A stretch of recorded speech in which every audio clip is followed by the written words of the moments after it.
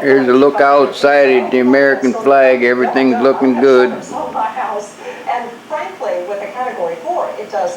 That's Margaret talking about Hurricane Katrina or whatever the hell her name is. This here's a new refrigerator, washer and dryer. There's the oven, a microwave, and confection oven. This is the kitchen upstairs. There's Maggie's bowl.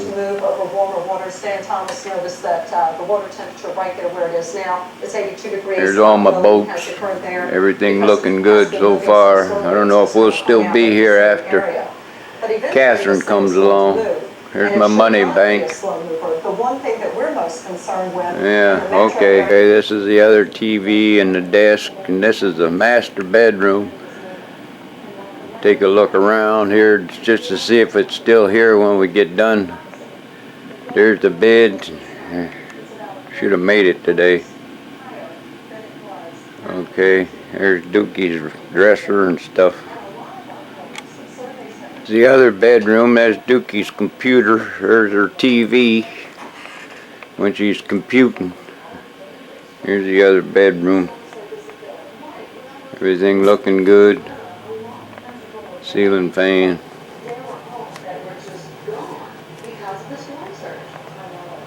Here's a little bathroom we got. Okay, walking into the living room again. Margaret's still chalking. There's Arnold Kennard. He's learning how to play golf. This is going down the stairs. This is outside. There's Snug Harbor. Okay. This is 2 days before the hurricane. Everything looking good. Here we go inside Dookie's shop. Maybe. Should have wore shoes. Here's all her plants and stuff. Yeah, okay, here we go inside the shop now. Where's the door handle? Okay. This is inside the shop. There's her little station. And over here is her desk where she does her bookkeeping, and there's the back porch. Okay. Here we go into another room.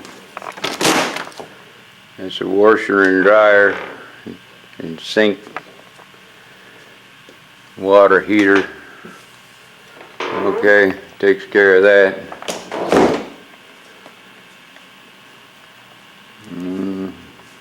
There's Marilyn. Yeah, there's her antique something, I don't know what it is. Looking good. Okay, here we go into the other room. The shampoo room. There's her other TV set over there somewhere.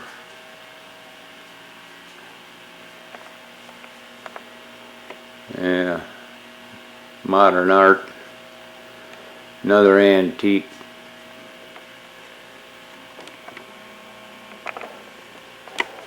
Okay. Here we go into her sewing room.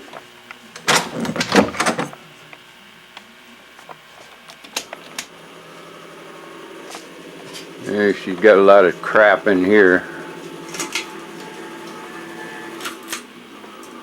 The light went out. She got all kind of materials and stuff in here. Probably be gone. Brand new sewing machine. Probably gone. Okay. Everything looking good in here. All kind of antiques. Sewing. we just come out of her shop. There it is. There you see. I don't know where the ducks are today. They're not here. This is the stairs going back upstairs. All these plants will probably be blowed away. I got sandbags right there ready to sandbag up. This is the backyard. Okay. Okay, here we go back up the steps.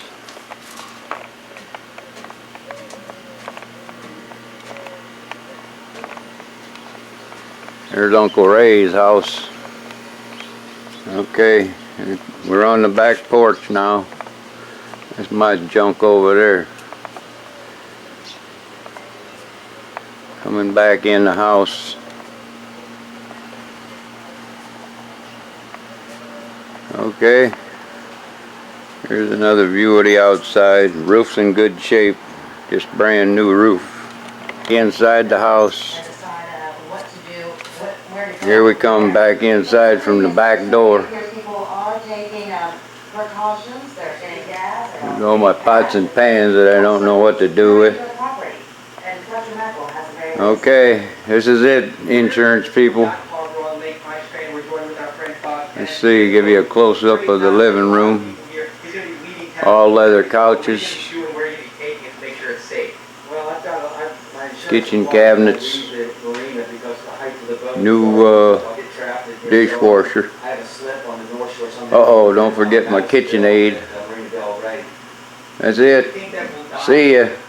This is what 265 car drive looks like from the upstairs. This is the before picture of whatever the hell the name of that storm is, Katrina or something. And there's the bayou across. That'll probably be over here tomorrow. Okay, I'll take pictures tomorrow. See what they look like. Alright, have a nice trip. Bye now. In the meantime, at least overnight, the North Shore, away from here, and then deciding where to go from there. So many people, of course, are wondering if Jefferson Parish and Orleans Parish will end up ordering evacuations. And as you can well imagine, traffic then could become somewhat dicey. Let's go right now, though, to Lisa Bakke, Metroscan, to talk a little bit about what the traffic looks like now. Lisa, any change in the traffic pattern compared to a usual Saturday? Hey, thanks, Ruth. Good morning. Traffic in They're all getting out of town, looks like. I-10 west, especially between Causeway and Clearview.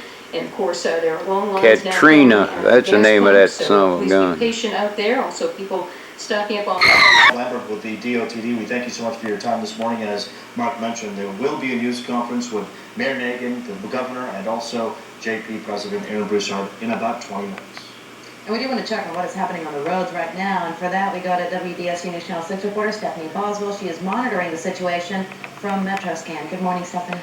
Good morning, Helena and Ruth. This is Metroscan, where we call the traffic experts here who have been monitoring the traffic situation throughout the metro area. From what they're telling me and from what we can see from the different cameras set up throughout the highways and interstates in our area, things are pretty much normal this morning, except for a few exceptions. Over my right-hand shoulder, there are 3 area cameras, the Weston, Carrollton, and the CBD. Traffic flow, what they're telling me, is pretty typical for a Saturday morning, Saturday afternoon. However, to the left hand of me, if you look at the Metairie area, you can see the westbound lane is really starting to back up. People that are heading out of town are starting to back up. Eastbound lane is pretty slow going, very moderate traffic in that area. Another thing that is slowing down traffic in some areas is the Crescent City connection. The toll is lifted at both the toll at Crescent City connection and at the Causeway, and people are still, however, stopping to pay those tolls, and so they have officers on hand trying to wave traffic through. So don't slow down. The tolls have been lifted because of Hurricane Katrina. Something else that we've been getting a lot of reports and calls in from people that say certain roadways are very cluttered right now. It's not because of evacuations, it's because of people filling up gas at gas stations. There are certain areas that we're seeing long lines, and of course that is putting a damper on some of the roadways throughout the New Orleans, Metairie area. But for the most part here, the only really big difference in a Saturday morning traffic is on the westbound lane in Metairie. The interstate westbound lane going out of town is really starting to get congested. And just as I'm talking, it looks like we're seeing an increase in traffic coming east now. If you take a look at that, again, the Metairie area, both lanes are starting to stack up. I still think that the westbound lane is really the biggest concern at this time. So people are getting ready, getting their personal property ready and getting their cars gassed up. And some of them, as you can see, are starting to already head out of town. Reporting from MetroScan, I'm Stephanie Boswell, WDSU News Channel 6. Back to you.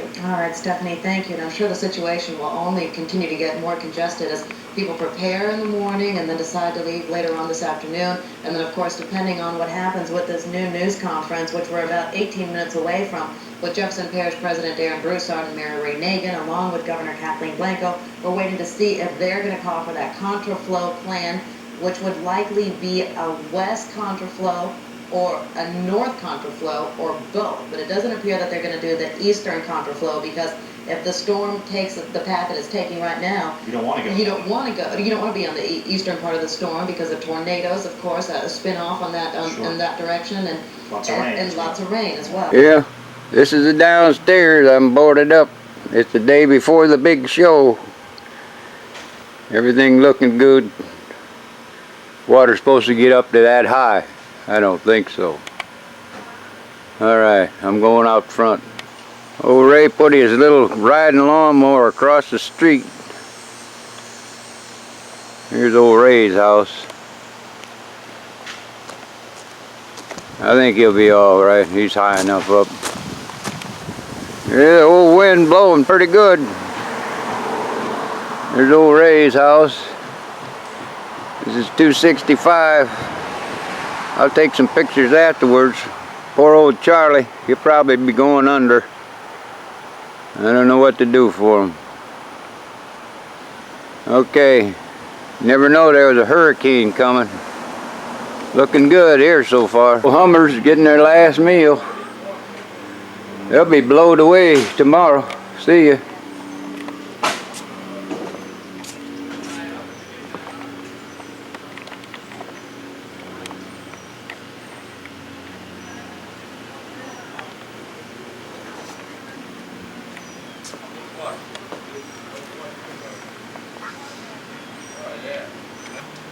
Yeah, them old ducks are something else. They'll be headed for the Gulf. Quack, quack, quack, quack, quack, quack, quack. They popped. Well, here we are. We're about 8 hours from a hurricane. I did about all I can do down here. Got every sandbags in. I don't know if it'll be any good or not. Hell with it. Yeah. Did round in front looking good. Got everything secured on top. I'll take some more movies of when it comes in. Maybe I'll get on TV. Everything looking good. Looks like the water coming up a little bit. Right at the dock now, so that's I imagine she'll be up pretty good. Them poor guys in that boat over there, they're gonna be over here pretty quick. But got about 98 degrees. Everything looking pretty good now. I think we'll be alright. Okay. Old Captain Morgan can ride it out, I can ride it out. How you doing, Cap? There's old Paul. And who's that in there? Sandra? Where you guys going? Possible a warning. Good evening. It's now 5:30 p.m. Sunday. I'll live south of I-12 or in a mobile home anywhere in the parish. I urge you to get to a shelter immediately. Shelters are listed on the screen after this broadcast. Tropical storm force winds are expected to reach St. Tammany Parish between 8 p.m. 9 p.m. tonight. After the onset of tropical storm force winds, you need to shelter at home. Do not attempt to change locations during the storm. Find a safe location in your home away from windows and under heavy furniture where you can stay until the storm passes. Emergency agencies will not be able to respond during the height of this storm. Katrina winds extend 80 miles in each direction from its eye. The tornadoes frequently accompany hurricanes onto land, and we are currently under a tornado watch. The threat of tornadoes will increase overnight as Katrina moves closer. In the next 24 hours, we could experience rainfall up to 15 inches in certain areas of the parish. Even as the rainfall is absorbed, the threat of flooding continues. A storm surge of 18 to 22 feet is possible on Lake Pontchartrain. Hurricane conditions are expected to last late into Monday evening. Do not attempt to travel or change locations. A curfew is in effect from 9 p.m. tonight until further notice in St. Tammany Parish. St. Tammany Public Schools will be closed Monday and Tuesday. The reopening of schools and other non-emergency government services will be assessed on a daily basis. Please remember that safety is our most important concern. Also, I-10 traveling east to Mississippi has been closed. We confirmed that with Louisiana State Police. It is closed. So all my recommendation would be, if you would like to locate, do it now to one of our shelters that you're going to see on the screen. After, at least by 9 p.m., there'll be a curfew throughout St. Tammany Parish, and we will not allow any travel. Our best wishes are with you, and we'll be back in touch as soon as we can. Thank you.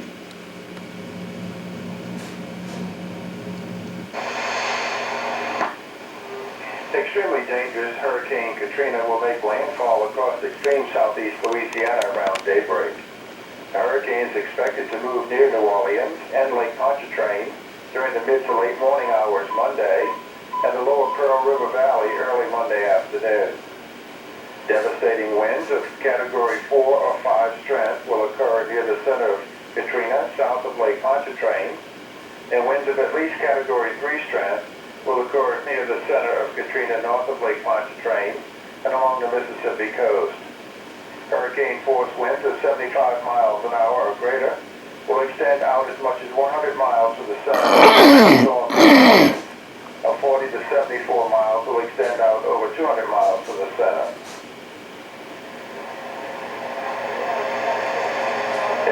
Ascension, Assumption, Hancock, Harrison, Jackson, Livingston, Lower Jefferson, Lower Lafourche, Lower Plaquemines, Lower St. Bernard, Lower Terrebonne, Orleans, Pearl River, Pike, St. Charles, St. Helena, St. James, St. John the Baptist, St. Tammany, Tangipahoa, Upper Jefferson, Upper Lafourche, Upper Plaquemines, Upper St. Bernard, and Upper Terrebonne, Wahoo, and Washington parishes.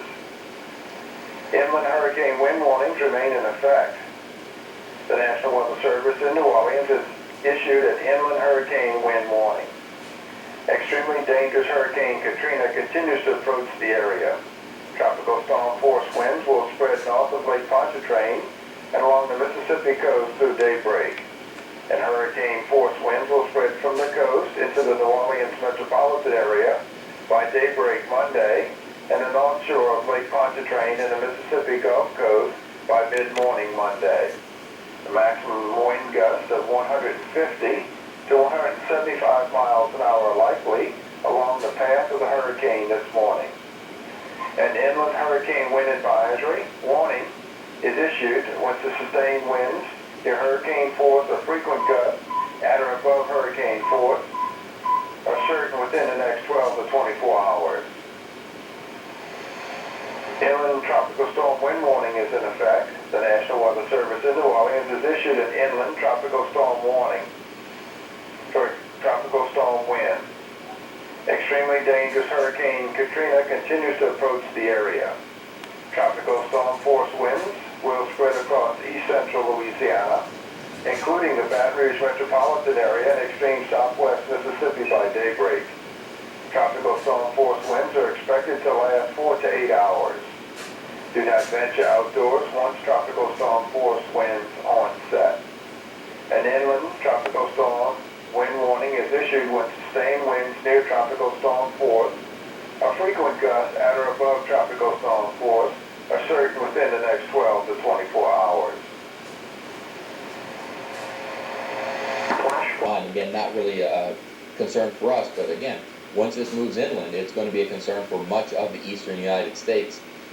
We're also seeing, again, that flood watch is in effect for most of southeast Louisiana and the extreme southern Mississippi counties tonight, and we are under a tornado watch through noon today. So through noon this afternoon, we're under a tornado watch for most of the area. Again, it's because of those feeder bands you see, and actually the greatest threat of any tornadic activity before and just before landfall are going to be along the Mississippi Gulf Coast and also the Alabama Gulf Coast and much of the Florida Panhandle as it begins to move inland. That spin around the low pressure center of the hurricane, you see that spin, it starts to spin off a few little spins in the atmosphere. We call those vortices, and that can help spin off a tornado. So that's why tornado watch is in effect for most of with it. Let's go ahead and take a look at live pinpoint Doppler 16, and we'll zoom in on a few areas. You can see south of New Orleans, that's where we're seeing the eye wall. Now this storm is on the track, and this was updated about 20 minutes ago. It is continuing up to the north, and New Orleans is just a little jog to the west. All right, let's zoom in on the area, take a little bit closer look. New Orleans, again, still getting hit by these outer rain bands, and this is where we talk about there's a lot of rain with it. Also, that's where you get more of the tornadic activity, and you can see right in the northern portion of the eye wall, we do have signs of rotation, and you can see the red and the green right beside each other showing those signs of rotation. Now I'm going to move this up because just a few minutes ago we saw some other signs of rotation, but they're not showing up right now. I'll go back to looking at the rain.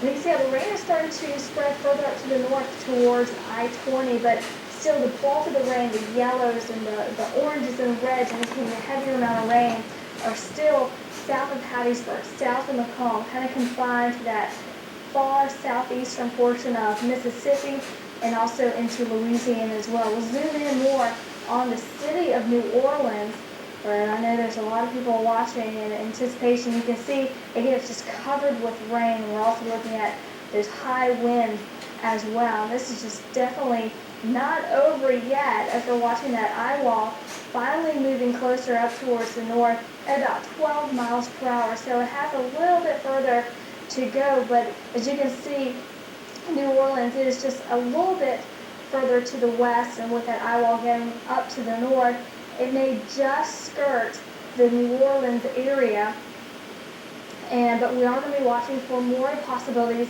of those tornadoes. You can see right just south of the region's logo that that spinning red dot, that indicates an area of rotation. We've seen them earlier with these outer rain bands. You can see just south of Biloxi, there's another rain band, Slidell, getting hit with some heavy rain right now. There's areas of reds indicating a lot of rain right now, also near Burlington and other areas right along I-10 showing a lot of rain. Around Bay St. Louis, we did have a tornado warning earlier that has since expired. And going along I-10, Gulfport, Biloxi, being more, if you look north of that line, north of the live pinpoint Doppler 16 line, you can see one area of those outer rain bands has moved north, but another one is moving in, so they're going to be continuing to get hit harder and harder with more of these outer rain bands and the possibility of tornadoes with these as well.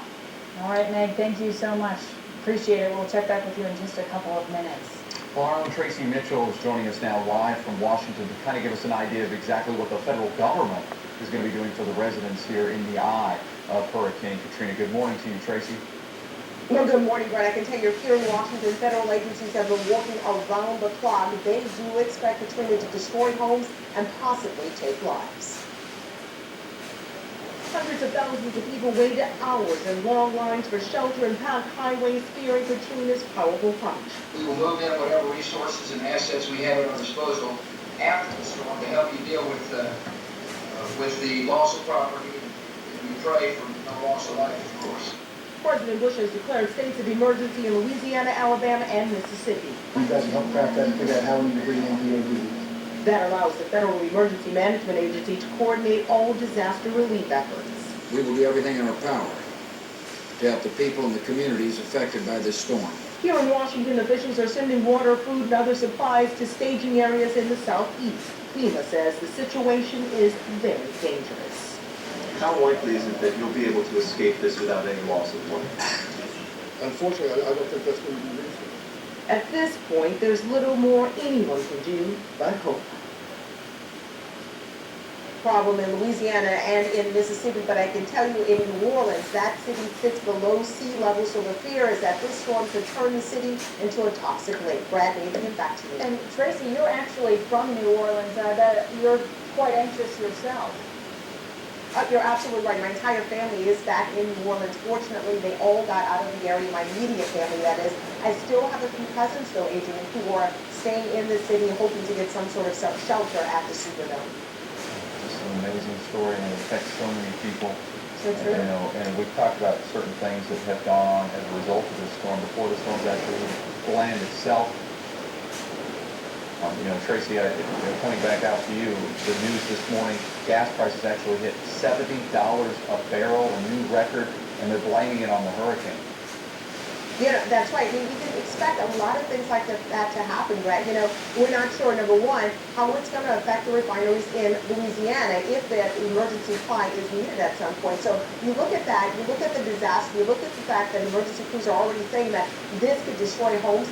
People have pretty much abandoned the area for fear of their lives, but they don't know what they're going to be coming back to. So this is going to be a huge financial cost when it's all over, even if it only does minimal damage.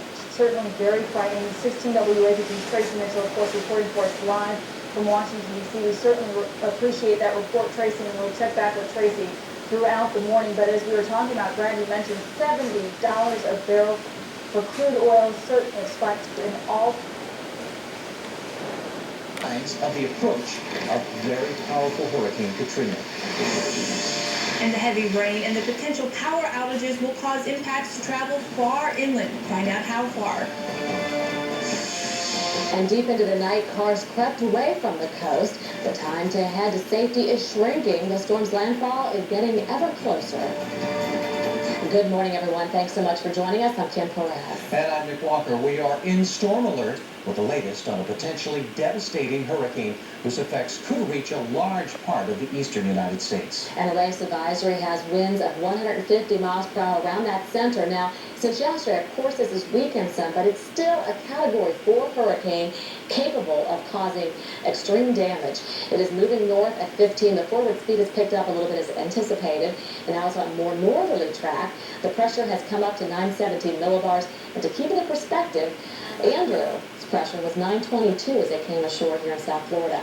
The projected path takes it towards the north, making landfall, here in the next hour or so, and then moves it northward and more northeastward with time in advance of an approaching trough in the upper levels of the atmosphere. And that's going to mean power outages, maybe as far north as into Tennessee, and heavy rain into the Ohio Valley. Well, Jeff Morrow has been covering the approach of Katrina in New Orleans. He's now moved to Covington on the north side of Lake Pontchartrain. Jeff, what are you seeing right now? Sorry, guys. Yeah, we just got up a little while ago to start to set up for our live shots here. What we're looking at is a lot of wind starting to come around to the northeast and really starting to blow fairly hard. The power is out, at least at our hotel, and we're seeing a lot of transformers, flashes on the horizon. So indication that we're getting a lot of, different transformers blowing out. We're getting a pretty good gust of wind here right now, and it's going to be interesting trying to set things up. Like nobody out on the roadways at all at the present time. Let's get back to you guys.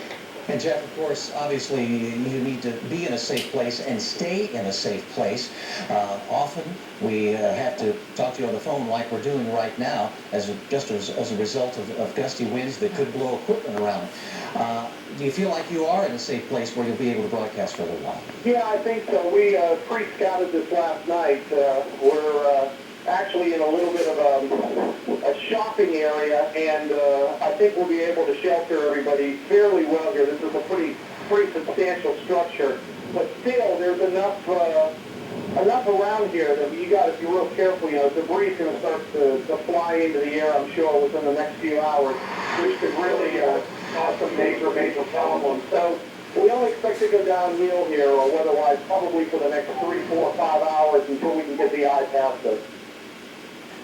Yeah, and we do hope you'll stay safe. Jeff Long reporting live from Covington, Louisiana this morning. All right, now it's time to take a look at some immediate travel conditions. Yeah, but it is still a very intense hurricane, a Category 4 on the Saffir-Simpson scale.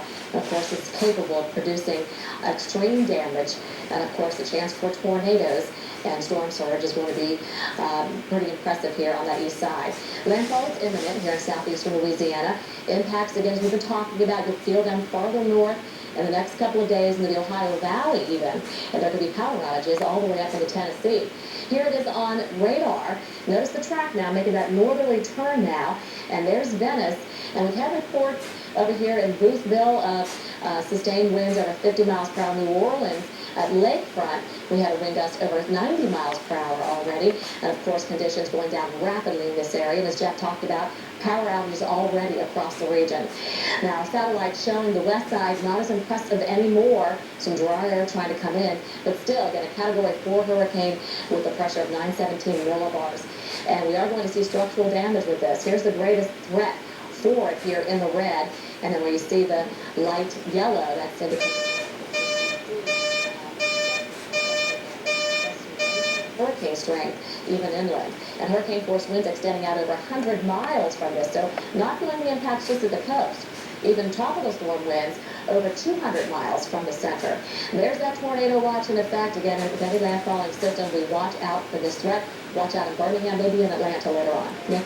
Harrison County under a tornado warning at this hour. We'll continue to follow the progress of Katrina as it makes landfall. Tornado warnings and tornadoes, often a byproduct of landfalling hurricanes, especially those this powerful. You need to take shelter immediately around Harrison County this morning.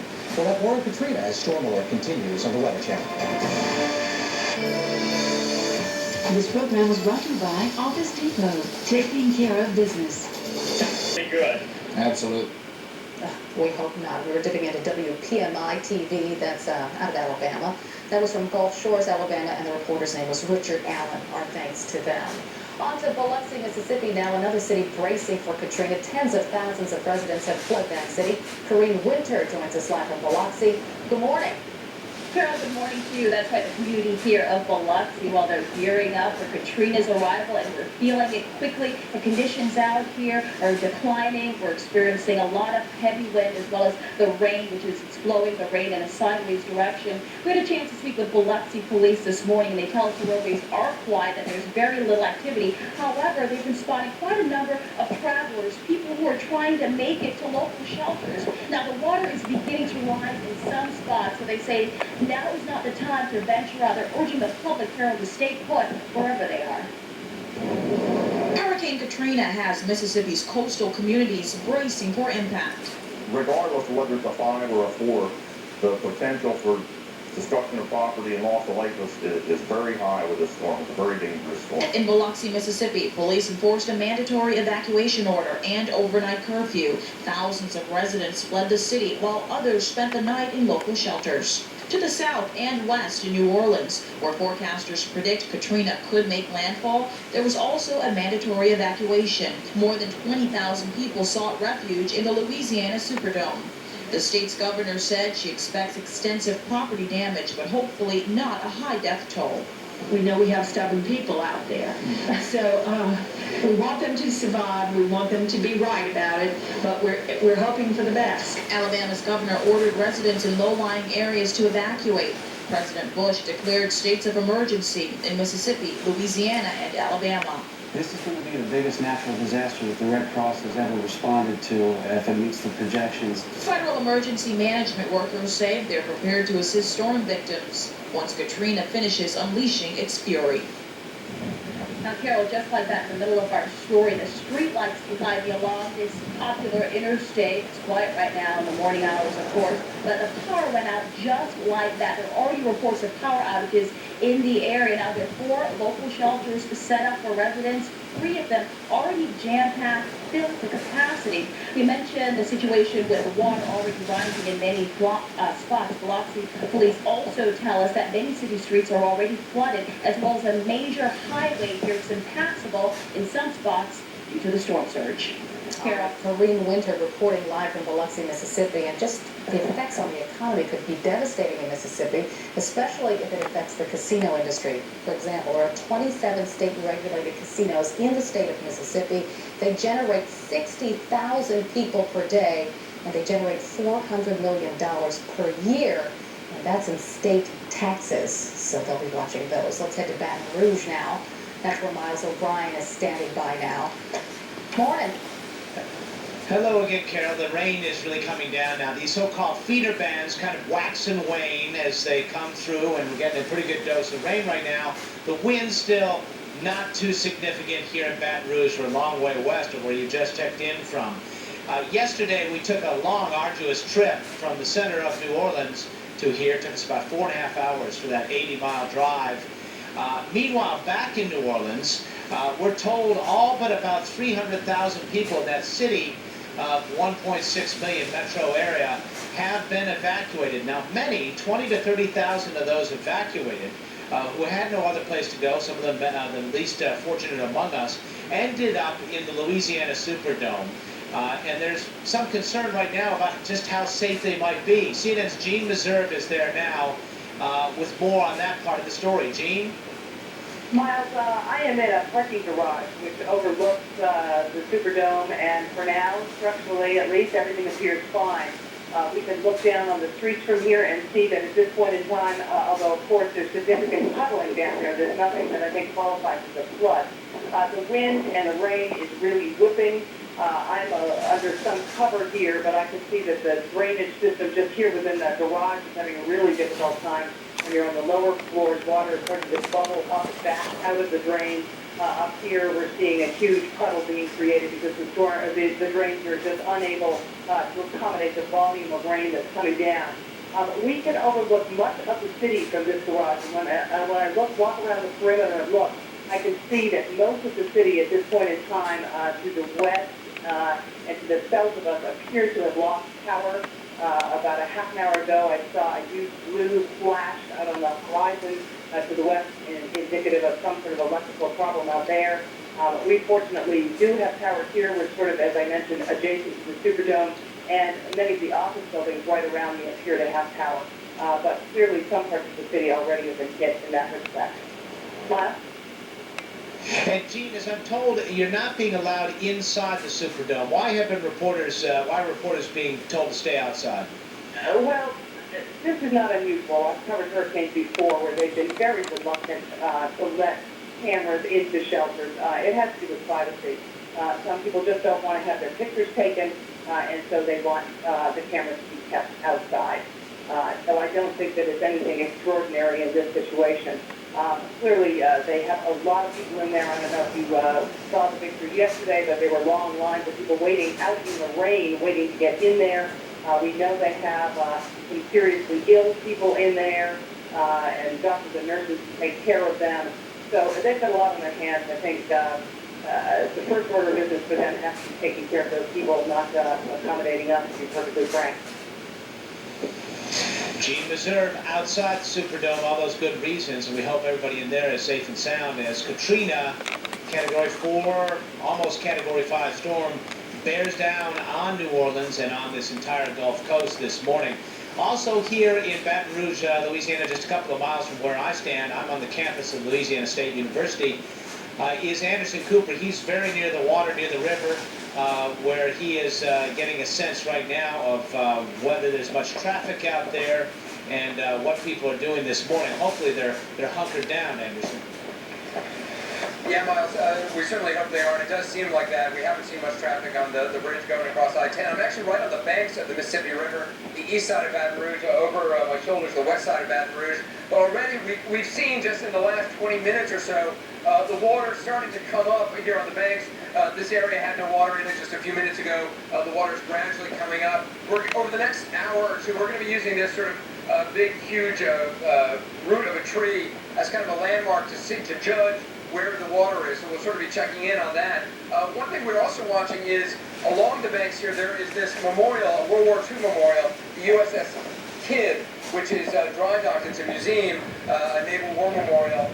The water could very well come up to where that museum is, could come up to where it is dry docked, so we'll be watching that. But there are levees here, probably where I am is probably about 50 feet below where the streets of Baton Rouge are. So, you know, it would take an awful lot of storm surge in order for Baton Rouge to get flooded, and from everything that Chad Myers has been telling us, Miles, that is not going to happen. Baton Rouge is not going to be seeing this 28-foot storm surge that they've been talking about for New Orleans, for some of the other coastal areas. But we're going to be watching the water very closely here, and as you know, the rain just continues. The winds have been gradually picking up. Nothing too severe yet, just a pretty constant, steady blowing of wind. It is definitely uncomfortable to be out here, but you really don't get a sense at this point of this monster, which is slowly coming toward the shore, moving, at last we heard, at some 15 miles per hour, a relatively slow-moving storm that is supposed to linger over this area. Baton Rouge, most likely the northwest quadrant of this storm, which is still a very wide storm, as we've been talking about all this morning. But the bottom line for Baton Rouge, flooding, from what we're told at this point, should not be a major problem. Storm surge, not a problem. But, as we all know from these storms in the past, this inland flooding, which can often occur in a day or two after the hurricane hits, often takes many lives. So we're going to be watching the water very closely, Miles. Yeah, and we should remind people, and I've got my wind meter here, Anderson, it's only about 10 miles an hour right now. It's not much at all. And we are, as you look at that counterclockwise rotation of a hurricane, we're kind of on the protected side of things. Having said that, the way the water flows and the way the things build up, there could be some problems on the backside of things if people are on the shores of Lake Pontchartrain. But in the case of Baton Rouge, and part of the reason, quite frankly, we're here, is this is much higher ground than New Orleans, which is, after all, below sea level, in some cases 10 or more feet below sea level, protected by those levees and pumps. So in some respects, Baton Rouge was a good place for people to evacuate to. We hope that bears itself out, because the other thing to consider here, and I was talking to some people, Anderson, earlier yesterday about this, the hurricane force wind should extend as much as 100 miles radius beyond that eye of Katrina, and that puts us smack dab where we are right now, and I don't think Baton Rouge has experienced that, Anderson. No, they certainly haven't, and it's really hard to get a sense from now when you see the conditions with that 10-mile-an-hour wind, which is really nothing. This rain, which is a steady rain, but it's by no means hurricane force. It's nothing that, compared to what we anticipate seeing, it's very hard to get a sense of what is coming and what is going to hit Baton Rouge. And as people wake up, and as they hear that it's a Category 4 storm now, and as they hear that Baton Rouge will not be directly hit, but we'll be getting that northwest quadrant, let's hope people don't start to breathe a sigh of relief and just think this thing is past, because it still could be a very dangerous storm in Baton Rouge with 100+ mile-an-hour winds, Miles. All right, thank you, Anderson. We'll check back with you in just a moment. Let's get back to Chad Myers. He's got some more information for us. Chad, even as we speak here, we're getting a band here, a lot more rain, and the wind's picking up significantly as we speak, Chad. Yeah, good morning, Miles. Every time a band comes over you, every time you see some green or yellow, maybe even some orange that comes over Baton Rouge, that's when the winds are going to pick up. Now, off to the east of here, this is the dangerous side of the storm, the business end, if you will. A new tornado warning, actually, for the town of Mobile, the city of Mobile, right here on Mobile Bay. It's this cell right up here as it moves on up toward the north and toward the northwest at 65 miles per hour. Doppler indicated a tornado very close to the USS Alabama. Now, it wasn't on the ground. This is Doppler radar saying that they see the rotation very close to the USS Alabama. That's right there, downtown Mobile, right by the I-10. Going to move across I-65 and then eventually on up toward Georgetown. We'll keep you up to date whether this continues or not. But tornado warning right now for Mobile. Carol. Chad, thank you, Miles. Thank you, Anderson. We're going to take a quick break. We'll be back with much more. CNN's coverage of Hurricane Katrina will continue. Just to the east of New Orleans, Louisiana, that means the northerly winds near the eye wall in about 5 or 6 hours will be right over Lake Pontchartrain, pushing the water to the south toward New Orleans. We'll have to see what happens there. In the meantime, the right squadron of the circulation is heading toward Biloxi, Mississippi, and that's going to get there in about 6 or 7 hours.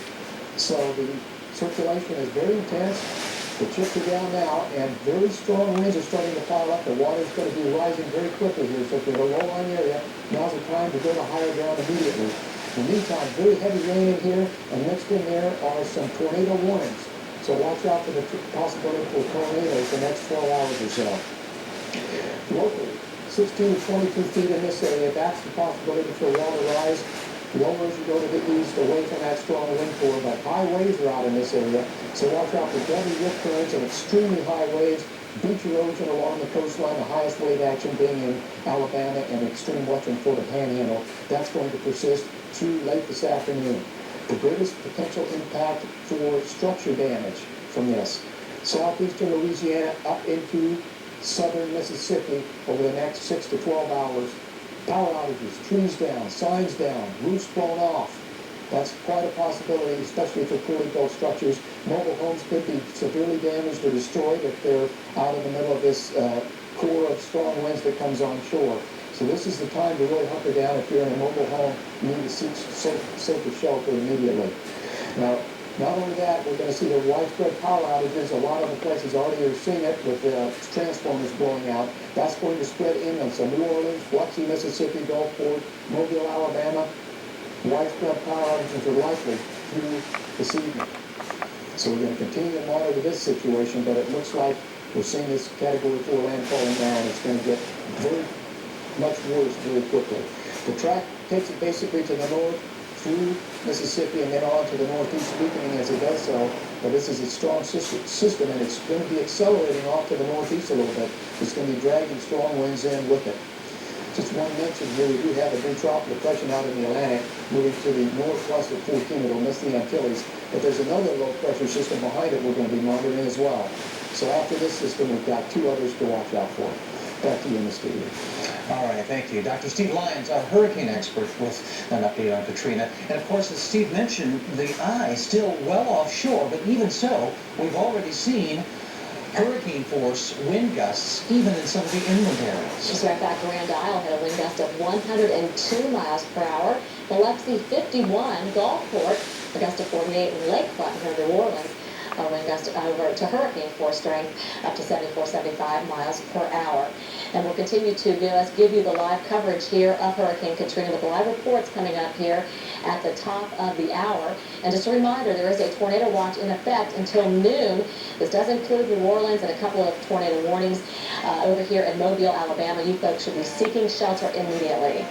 We'll keep you updated on Katrina with more, of course, from the field with live reports. That's coming up all morning long here on the Weather Channel as we continue in storm alert. Stick around, your local on the 8th is coming up, and more on Hurricane Katrina. Stick around. Is in storm alert for the latest on a hurricane of historic proportions. Let's go ahead and give you now the latest advisory, where we have right now the winds of 150 miles per hour around the center. And hurricane force winds are extending out over 100 miles. Tropical storm force winds over 200 miles from the center. It's moving north at 15, so it's picked up in forward speed. The pressure is 917 millibars. Again, that northern eyewall now coming ashore.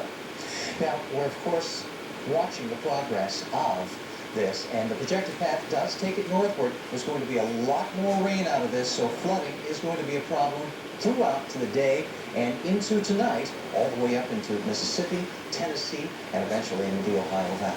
And Grand Isle, we just got a report 114 mile per hour winds now, the Boundary Wall. Obviously, we are into what will be the crunch period for the Gulf region. That's right. Now we have live team coverage as Hurricane Katrina batters the Gulf. Meteorologist Jim Cantori is in Gulfport, Mississippi, and meteorologist Mike Seidel is live in Mobile, Alabama. Now, Jim, how bad are the conditions where you are right now? Well, Nick, I'm going to say winds right now are easily gusting over 40 miles an hour. I'm just going to have my cameraman pan around. You can kind of see off a little away from where we are near the building here, perhaps a little protected. But certainly, occasionally little branches kind of fly across the parking lot. We'll see a little blue flash off in the distance. So power outages is definitely a possibility here. The winds are, just torrential rain. You guys have been mentioning the rainfall this morning. It is just pounding rain here right now. Just a complete dump of rain.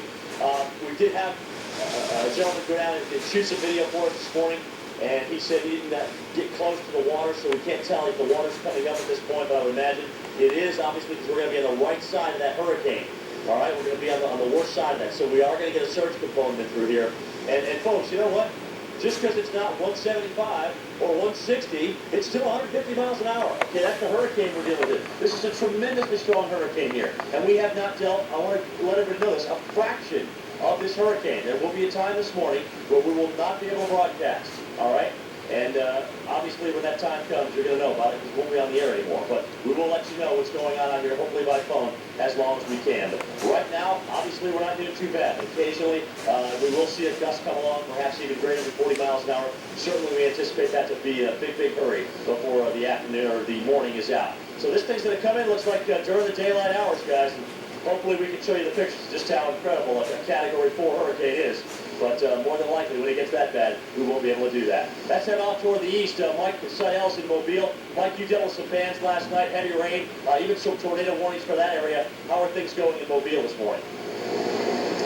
Hey, Jim, good morning. We've got a tornado warning right now. The next county over to our east, that's Baldwin County, one of the two coastal counties, Baldwin and Mobile. Baldwin under a tornado warning until 15 after the hour, about another 10 minutes. And here in Mobile County, we're under a flash flood warning until 8 o'clock this morning. Already Doppler estimates of 2 to 3 inches of rain. It's raining moderately hard right now. The wind's running about 20 to 25 miles an hour. Our peak gust so far is up there at 45, 46 miles an hour between the airport here and the airport downtown. We are safe from any surge issues. We're well away from the Mobile River and Mobile Bay. But again, we are far from the worst of the storm. Our power flickered a few minutes ago. It's still on. We'll see how long that lasts. And obviously, the weather is going to go downhill all across southern Alabama and the western Florida Panhandle over the next 6-7 hours. Kim and Nick will hunker down and, as Jim said, try to broadcast as long as possible. And Mike, we want to let you know, too, we just got word that northern Mobile County now...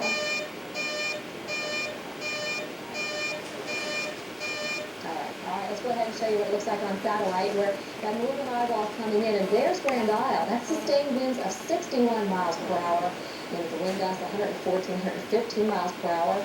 The east side, again, is where we're going to see the most damage from this. Here it is on radar, and you can see where the heavy rain, where you see the oranges and yellows. And again, some reports south of New Orleans around the tidal lakes of 3 to 10 inches of rainfall already. As a matter of fact, at Lakefront, we had over an inch and a half almost in an hour here. So flooding a huge concern with this, and of course that threat will be even farther north. Now there's that tornado watch in effect till noon, and here it is by this evening, causing all kinds of problems here into Mississippi. Nick? And our continuing coverage of Hurricane Katrina does continue all morning long here on the Weather Channel as we remain in storm alert. Yeah, we're starting to feel the effects of Katrina for sure. Power flashes on the horizon. We've lost power in this area. We'll give you a live update here in just a moment, talk about the driving rain and how bad we think it's going to get. Stay tuned here to the Weather Channel. Hurricane Katrina, winds right now 150 miles per hour around the center. It is moving north now and has picked up in forward speed to 15 miles per hour. The pressure has come up through the morning, 917 millibars, but again, don't let your guard down. Andrew came through South Florida with a pressure of 922 millibars. Yeah, Katrina has weakened slightly overnight to a very strong Category 4 hurricane, but just a very small difference between this strong Category 4 and a Category 5. Landfall is imminent in southeastern Louisiana. The impacts will spread north ahead of the center. We've already seen hurricane-force wind gusts and heavy downpours of rain. And earlier we've had reports from Mike Seidel and Jim Cantori, but now Jeff Morrow is joining us from Covington, Louisiana. Up there where you are. Well, the wind's been, it's been fairly steady. I wouldn't call it tropical storm force, maybe a few gusts up to about 40 miles an hour or so, 30 to 40 miles an hour. So we really haven't seen much in the way of any debris flying, but obviously as this hurricane continues to move north and continues to come inland and pass us, and we think that will probably, the eye of the hurricane right now will probably go by just to our east. We'll be on the western eye wall. Things will get obviously a lot worse with a very strong northerly wind. That kind of northerly wind is just going to blow right across Lake Pontchartrain. Right now the winds with the hurricane are pushing generally from the east and that is piling water from the Gulf of Mexico into Lake Pontchartrain. You can see these spiral bands of moisture, and you can just imagine the wind kind of spiraling around the hurricane as well. Very heavy downpours. We've had some pretty steady, I'd call it moderate rain here so far, kind of blowing sideways in these gusts. But again, as the hurricane passes and the wind turns to the north, that's when Pontchartrain could get blown to the south and, well, maybe impact the levee system there. Let's hope it doesn't breach it and push that water down into the New Orleans area. That's what people there are most concerned about, of course. New Orleans had a very rough night last night. We've lost power here. In some areas, our hotel, we got up, it was still on, but as soon as we walked into the lobby, out went the lights, and that's probably going to be it for the rest of the afternoon. As we got here, we've seen power flashes, the transformers popping. You see that little blue glow, and then it kind of fades away, and you know more power is gone. So obviously, in these kind of winds, we're already seeing that it's going to get worse before it gets better. It's going to be a while before we get power, and we got a lot of trees around us here. You'll be able to see that when the sun comes up, and that's something we're going to have to watch out for very closely as well. Again, we're in Covington. We're right along Interstate 12. We're north of Lake Pontchartrain, and we'll keep you updated here as we head on through the rest of the afternoon as long as we can, as long as we can physically keep the shot up. Because obviously when it gets bad, we may have to come down. Let's get back to you guys now. Kim and Nick? All right, thanks, Jeff. And you know, we're concerned about folks even farther north with power outages today. No doubt about that. There have been, of course, road closures due to heavy rain falling and evacuation procedures. Some roads remain open, though, at this hour. The surge pouring into the city from surrounding areas. Some of these surrounding areas are highly industrialized, a lot of chemical plants, petrochemical facilities. We know because of the winds that New Orleans is going to experience that a lot of stuff's going to come apart. Some of the models estimate 80% of buildings will be totally damaged. So the chemical plants would come apart, those chemicals would leak, get in the water, then flow into New Orleans. First of all, that figure of 80% is a staggering. Not only does it come from outside the city into the city, there's all the chemicals within the city, from the gasoline storage facilities, sewage plants, and of course, coffins. We will have a large number of coffins released. This whole mix together in New Orleans is what we term this toxic gumbo. And when you talk about coffins, because you have a city that is below sea level, that is what happens, and that is just a horrifying thought. Yeah, we have to bury our people above ground, otherwise the coffins pop out. And we have the same problem with gasoline stations. We can't bury the gas tanks, we put them on the surface. Obviously, as the city floods, those tanks will start to flood, share their couplings, release the product, and then we have the potential of major fires. The city has an incredibly extensive system to try to guard against this, levees and pumps. It's just not... No, since the 1930s, we've lost over 1 million acres of our coastal wetlands. And that's our line of defense for storm surge. That's what really used to knock the stuffing out of the storm surge. And as a result, every year the potential surges get worse and worse and worse. So this storm, a Category 4, Category 5, is our worst nightmare.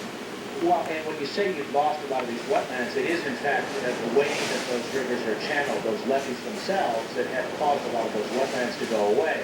So there's a bit of irony here, that the levees you build to try to protect actually make things worse. Yeah, the levees that protect us from the river floods have actually caused us to starve our wetlands to death. Starve them because they no longer get the sediments they need. What's your biggest concern this morning as you hear of the storm, what it is doing, the fact that it might be wobbling a little to the right? Are you a little less concerned? Yeah, we would much prefer to see it wobble to the right than to the left. If it goes to the west, we'll see the surge increase dramatically. And as it stands right now, the surge that you're predicting is on the order of what? On the eastern side of the city, up to 15, 16 feet, maybe 18 feet. On the western side, 8 to 12 feet. And the levees themselves are able to withstand how big a surge? It depends where you are, but generally about 14 to 15 feet. Okay, so over the top is what's the big concern, clearly, yes.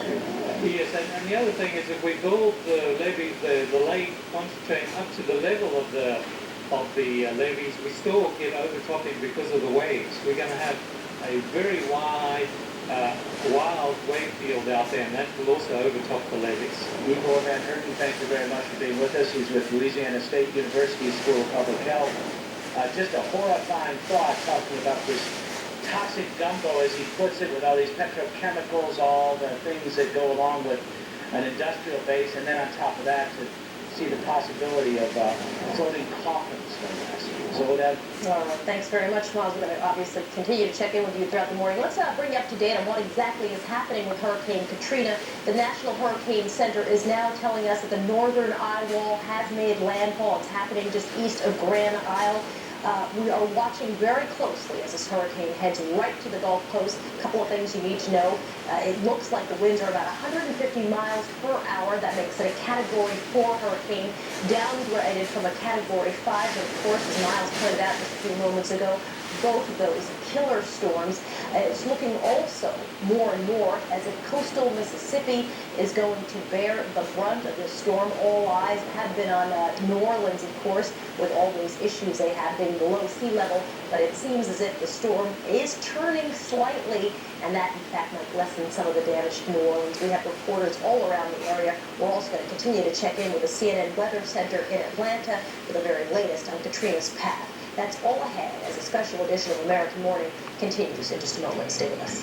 To that one little part, the little peninsula part of southeastern Louisiana, Grand Isle off to the west with sustained winds of 61 miles per hour. Then we've had reports of 114 mile per hour wind gusts in that location. Again, a lot of rain, especially on that east side. Again, that's where our folks are stationed there this morning. So we're going to be watching them real carefully. And folks in New Orleans, around lakefront, we've had wind gusts over hurricane force already. And south of town, around the tidal lakes, we've had reports, Doppler estimates of 3 to 10 inches of rain already. And as I mentioned, of course, tornadoes are potential here with that watching effect till noon. Now, we are concerned later as it moves inland. Folks in Mississippi, central Mississippi, this is going to impact you guys. And we could see power outages pretty likely here as that hurricane moves northward, accelerating as it does. So be prepared for power outages, of course, for flooding as we've been talking about all morning long. Nick? Well, for more than a day and a half, the big concern has been getting out of the path of the storm. We trust you are out of harm's way this morning. Cars crawl as residents from New Orleans to Mobile hit the road. Some are still closed. We'll update you next. New Orleans, not the south side. Back here. So, secondly, we probably have to think as much about the effects of late concentrating on all of this and how much water it might add to the picture. So let me just ask you this. We always talk about this cone of uncertainty. At what point can we say with any more degree of certainty where it'll make landfall? I'm pretty much sure that we're absolutely certain now that the center miles of the eye cannot get over New Orleans. But the western eye wall can. And if you remember a couple of weeks ago when Anderson Cooper was in the western eye wall, that's when those buildings started coming apart. So there's still a lot of danger there, whether you're in the eye on the eastern side or the western side. The eastern side always has a little bit more damage off there toward Mobile, Biloxi, and the like. Back there. Chad Myers from the Weather Center, thank you very much. In the city of New Orleans, it is, the term ghost town comes to mind. People really did pay attention to those warnings to evacuate. The first time the city has been under a mandatory evacuation ever. We're told by the mayor upwards of 80% of people heeded those warnings. And some of them who didn't have places to go, didn't have cars, didn't have hotels, didn't have the wherewithal for one reason or another, ended up in shelters. And one of the biggest shelters, no, I should say the biggest shelter, is in fact the Louisiana Superdome, where upwards of 20, perhaps close to 30,000 people are riding out the storm this morning. And that's where we find Jean Missouri. Jean? Hi, I actually am in a parking garage adjacent to the Superdome. We have a vista over a good part of New Orleans from here, and we can see that the power has gone off to a good part of the city at this time. And periodically you'll see huge flashes of light, and then the entire sector will go dark. Certainly something we've expected. From our vantage point, which is pretty high, I also can survey the streets all around this garage, and I can tell you that we see no sign of flooding at this particular point in time. Of course, there's a lot of puddling. The rain can be very intense at times, as can the wind. Periodically, we hear huge roars, and you look to the sky and you think, my gosh, there's something flying up there. Of course, there aren't any aircraft at all. What you're hearing is the wind just howling through the skyscrapers here in New Orleans. It's really quite an incredible thing to hear. As you mentioned, a ghost town. That's certainly the way to describe it. We have not seen anybody on the streets here, and that's appropriate. The conditions are very, very tough here. I may not look like I'm in a particularly difficult situation, and you're right. We found a sort of sheltered perspective here, but if you went to the other end of this garage, I'd have trouble standing on my feet. Really quite gusty here, and a lot of rain. The drainage system here in the garage is having tremendous trouble handling the load. We can see puddling occurring as water backs up through the system. I have to imagine that's symptomatic of what's happening all over this city. Back to you. CNT Meserve, who's near the Superdome in the city of New Orleans, where she is weathering the storm as safe as it can be. Of course, we said 80% of the people did, in fact, evacuate.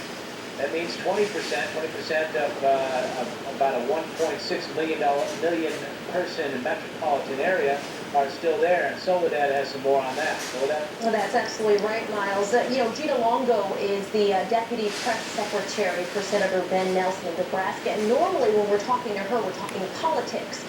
This morning, though, she is not on Capitol Hill. She's actually stuck in a Hilton hotel in downtown New Orleans. Longo grew up in the city. She was home on a family visit when she was stranded, and she joins us by phone. Gina, thanks for talking to us. We sure appreciate it. Give me a sense of where you are exactly in this hotel.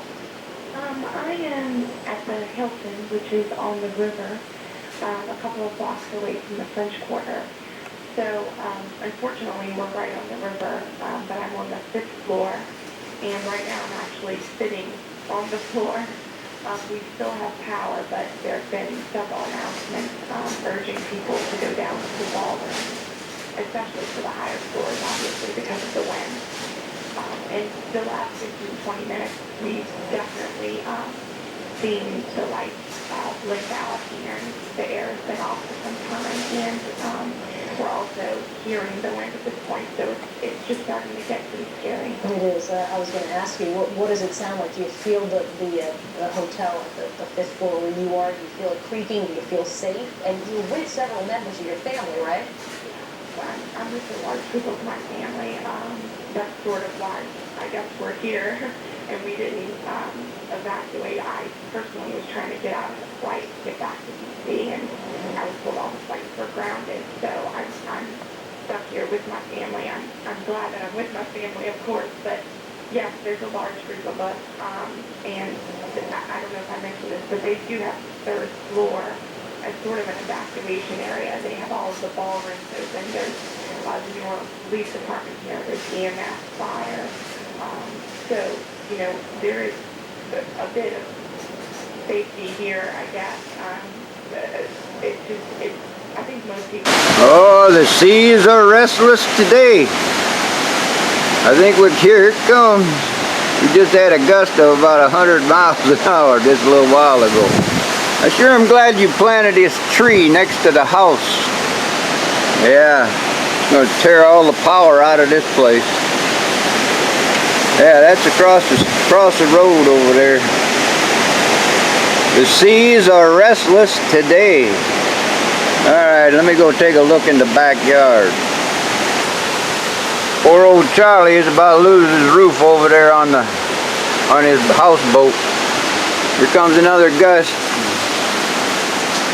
We gotta get rid of them pine trees. They're bending big time. I gotta get back inside. Holy shit. Here it comes.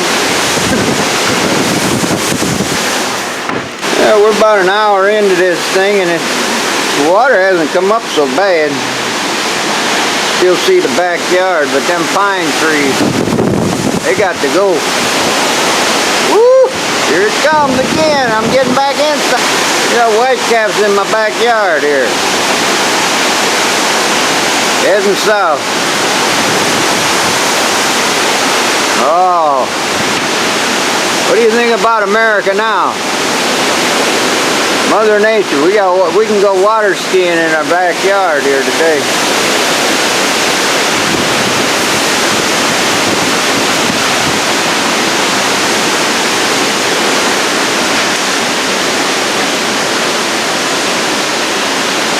What's his name about ready to use his flashing on his house over there? Oh, I forget his name. Oh man. Can you hear it? Gotta close up again. Woo! Mother Nature's a mad mammy jammer. Feel like I'm back at sea.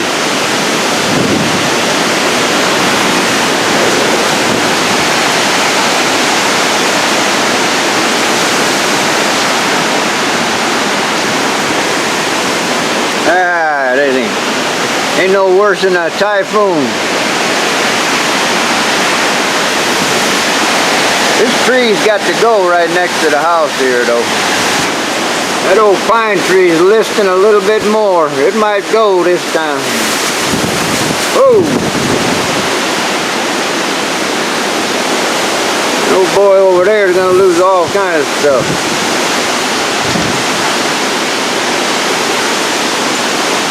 See what Ray's up to. Oh, hell. Walk down here.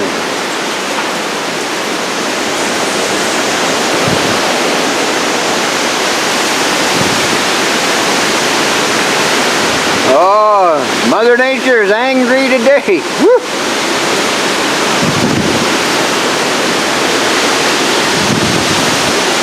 Better get my ass back inside here. Woo, baby. Getting rougher across the road.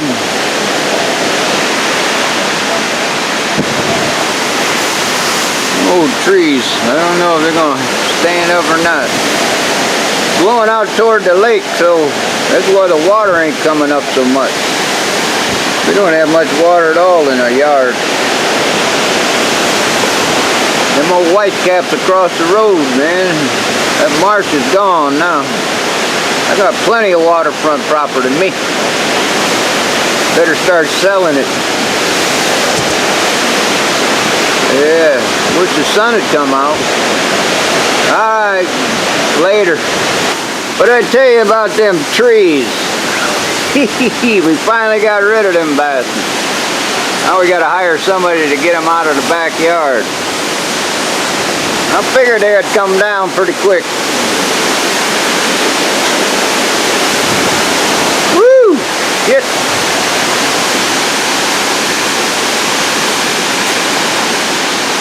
Should have cut them down a year ago. God damn it.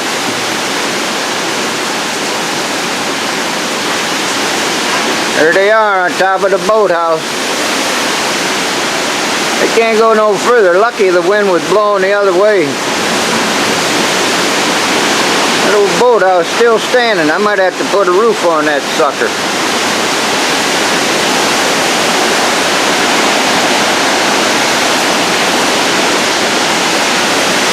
Oh, I'm glad they're out of there. Oh, bye now.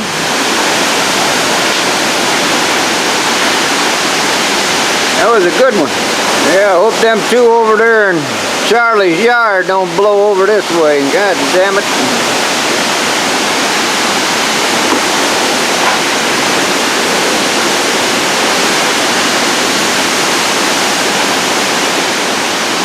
Must have been a big old gust. I was sitting there listening to the radio. I didn't even hear it.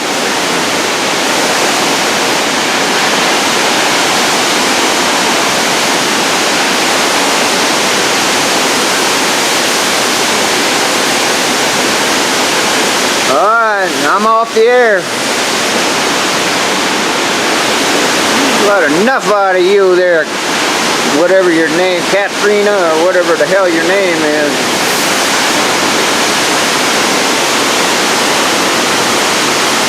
I'm gonna start losing all kind of stuff around here.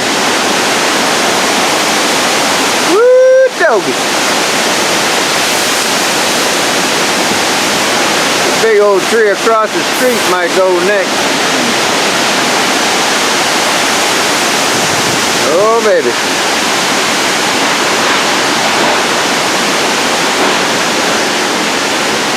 All right, knock it off.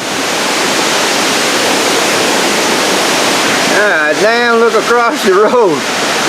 That big old pine tree's in the road across the street. Holy mackerel, Andy. No way out now.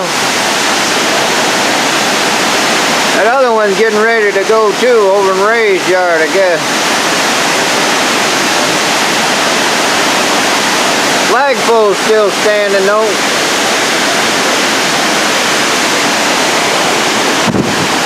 My old birdhouse is still there. Okay, bye. Man, here it comes. Can't even see across the road in front of the house here. Oh, that wind's humming now. I think the old eye is going to be coming up next. Look at that tree over there.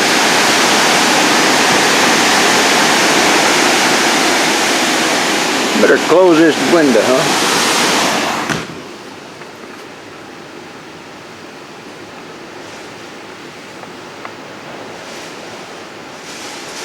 There's your next tree that's going to go right there. We're going to have, our driveway is going to be plugged up. Alright, later. Running account of Hurricane Katrina. Show me that. Oh, she's a blowing now, man. That tree across the street. Can't even see it hardly when it... Yeah.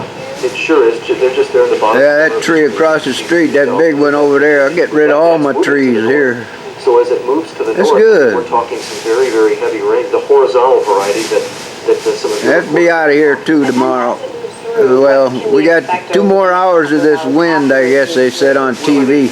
Yeah, we're going to continue to see, the on and off rain. At times... Man, can't even see that tree. Look. Moderate, it'll pick back. Woo! All right. For the next hour or two, very intense rainfall, extremely powerful winds. I'm on the couch, and that's, look at that. Okay, bye. Station out there floating around. My truck's right down there. Underwater. The whole downstairs is underwater. My truck's right down there someplace underwater. Your station is floating around out there. I guess the glass door broke down there. You got shit coming out. I don't know, man. Got water coming in up here. The wind blowing the water in through the door. Jesus Christ. I'm trying to mop it up. I don't know why. The house is a total loss, I guess. I wonder if insurance will pay for this. I don't know. Man. Blowing like a mammy jammer out there.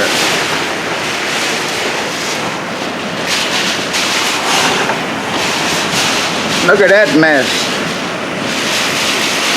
Yeah, that pew is out there too, someplace. God damn. And they said this was going to be a mother. This is a mother. Okay. Take a look at that. That's the bottom of the boathouse. There's Charlie's house over there. Son of a bitch. Good thing that trees fell and hold my houseboat down. I guess you're out of business, Dookie Doo. Son of a bitch. My air conditioner's out of business too. It's gonna be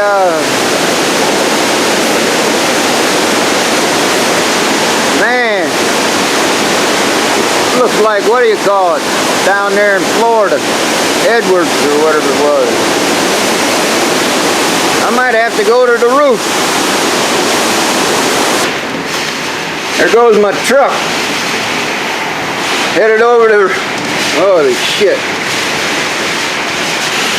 Yeah, we're gonna have a lot of good stuff floating by here. My truck's going over, wait a minute, is that my truck or what is that? That's that red sofa inside. See it?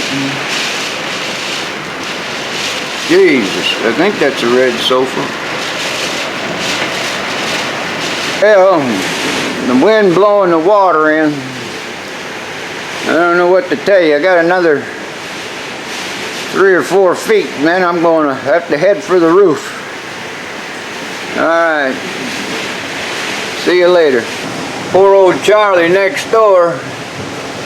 He's got water in his house already, and that's about 30 feet up. Man.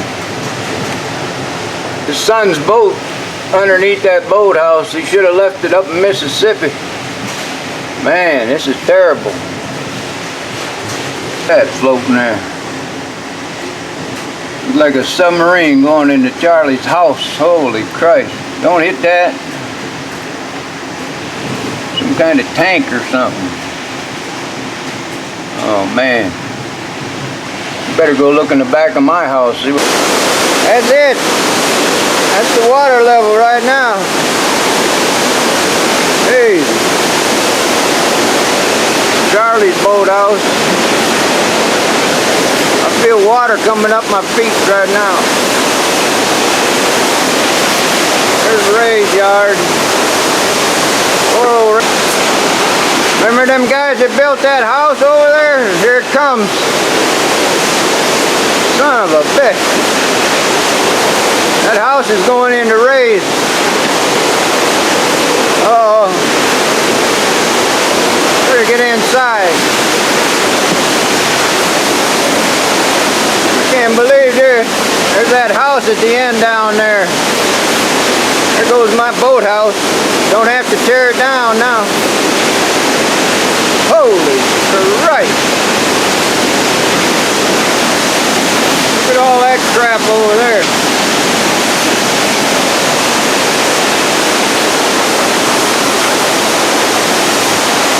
Poor old Charlie's boathouse is next to go.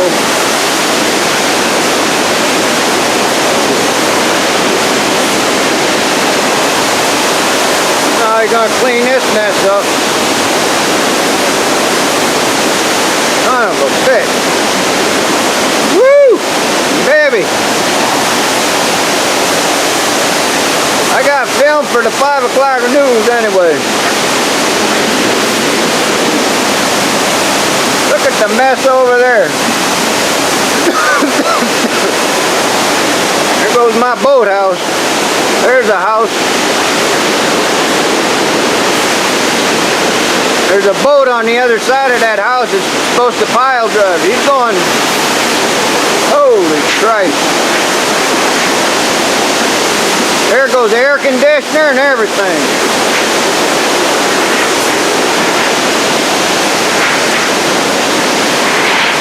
Man alive.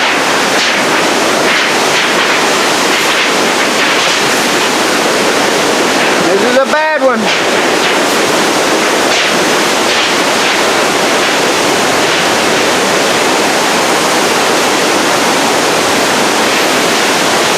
Hey, I'm out of here.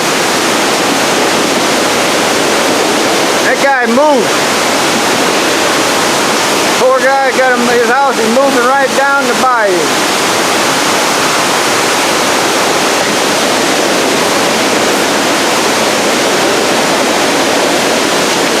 Man, this thing better quit pretty quick. I can't believe that. The whole house is gone. Man alive. Our downstairs is gone too. Oh, there goes my something. Man, this is unbelievable. That whole house is gone, and they worked so hard to build that thing. Whew. I might be floating out of here myself. I better watch it.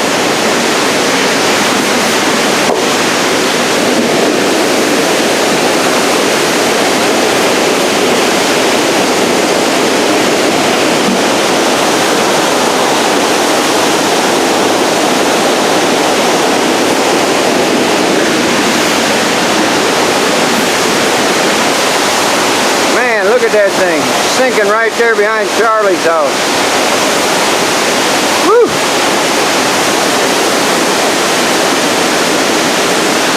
What the hell those? Oh, that's a railing over there.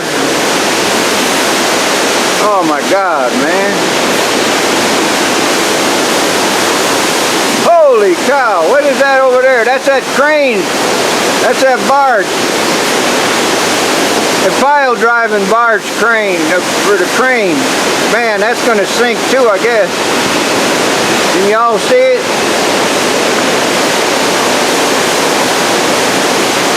Unbelievable. That crane, how much you figure that thing weighs? Just floating off like nothing.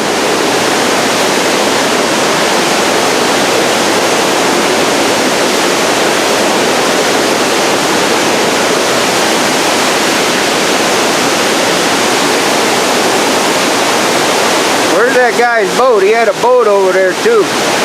Oh, there goes the house. It's gone. Man alive, everything in it, unbelievable. That's where she was, right there. Man, there's some kind of heater or something. Man. There's Ray's refrigerator. Jesus, his whole house is gone too, man. Look, he was lying about something. Where's all this stuff coming from?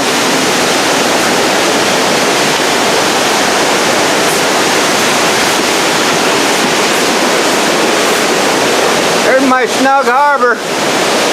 It ain't left me. There's that old boy's boat, the pile driving boat. Okay, looks like we're underwater. Gotta go. 5 steps from the top. And rising. This is unbelievable. Oh, Charlie's houseboat, all up and down the road here. Devastation. There's me. I got about another 2 feet before I'm going under the top floor. 2-story house.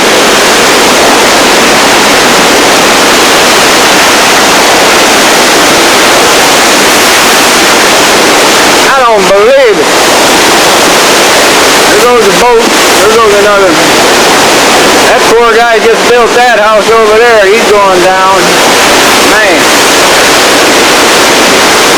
There's a lot of boats floating around.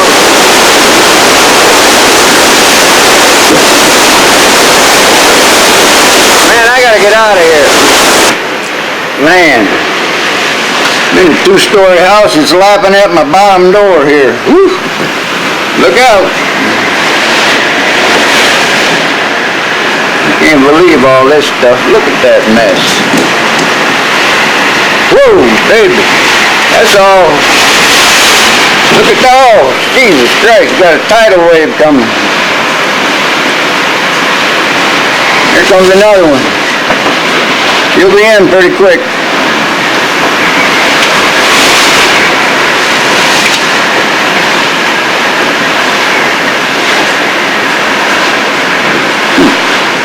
Never thought I'd die this way.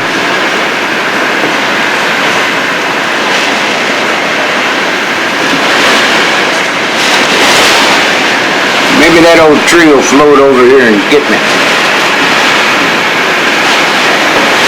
Man alive, look at all the garbage. Whew. Here comes another one. Uh-oh, here comes a big one. Can you see that? Coming at me. Christ, I could go water skiing out there.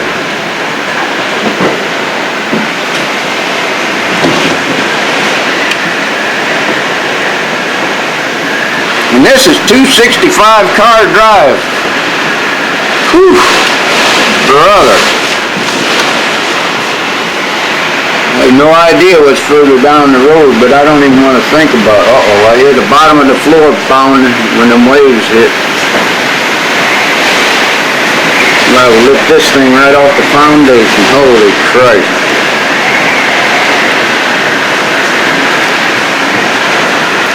Can't take it. You better start getting Miss Kitty and get out of here somehow.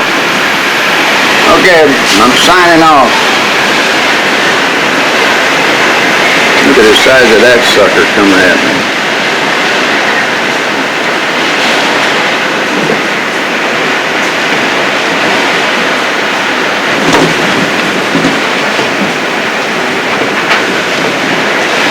Man, it's just getting worse. It ain't getting no better.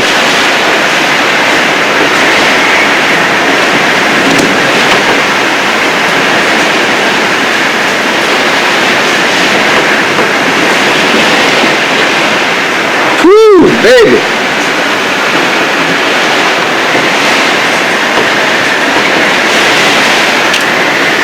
Refrigerator.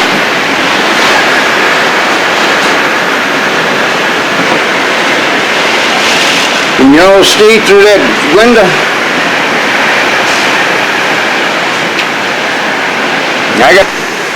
You think them insurance guys will understand when I show them this picture if I'm alive? Holy balls. When's this thing supposed to stop? Boy, the downstairs must be terrible. Whew. I can feel the floor shaking. This old house is going to have to come down, I guess. Whew. What a mess. Alright, I'm gone. Here it comes up the front door. Broke the front door. Son of a bitch.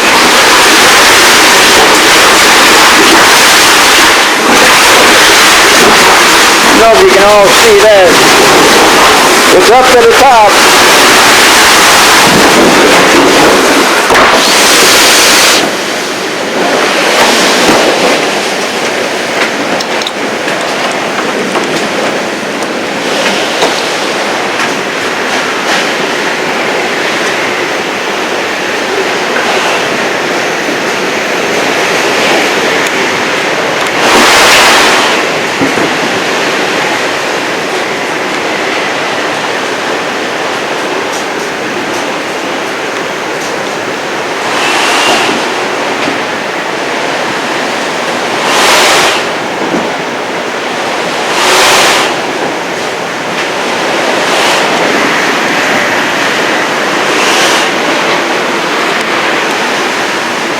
Incoming. Holy balls. I don't know how I'm going to get out of here. Me and Miss Kitty are jammed in here, man. Whew. I'm glad I got to see it, though. Category 5, son of a bitch. Okay, it's starting to come in the top floor. Son of a bitch. Here it comes. Man.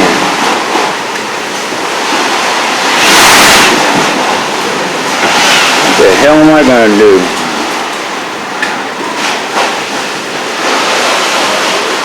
I'll just keep filming until I can run out of film, I guess. Or run out of...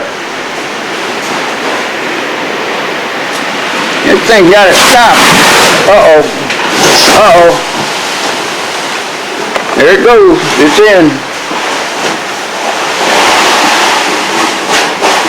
What the hell am I... Here it comes. See it coming up?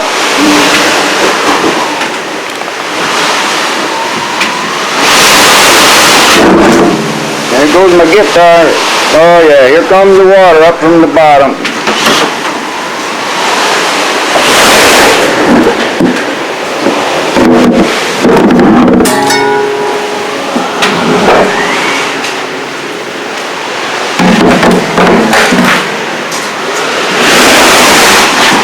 Come on, man, get out of here.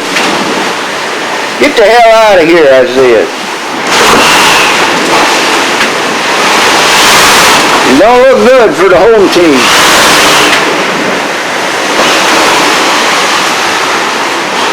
Let me look outside again. What the hell is that floating out there? Woo! That's an old return boat, I guess. I don't know. Oh, man, look at this one coming. I'm meat, baby.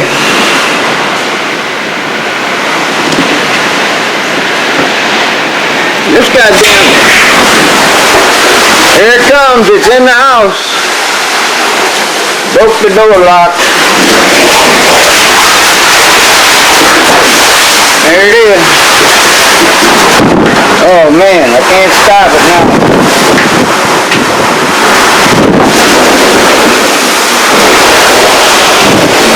Can't stop it.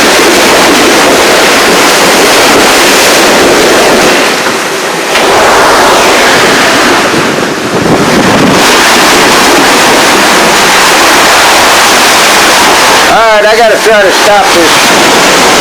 There goes another house. Holy Christ. Where'd that one come from? That's down there in Clear or something. Oh. Man, this thing's something else. Oh, there's that crane. Oh, I mean that pile driving bars. Holy mackerel. Oh my God. There goes a big old boat down there too. I got away from somebody's house. That's right across from me. Holy mackerel, Andy. Oh no, look it over here.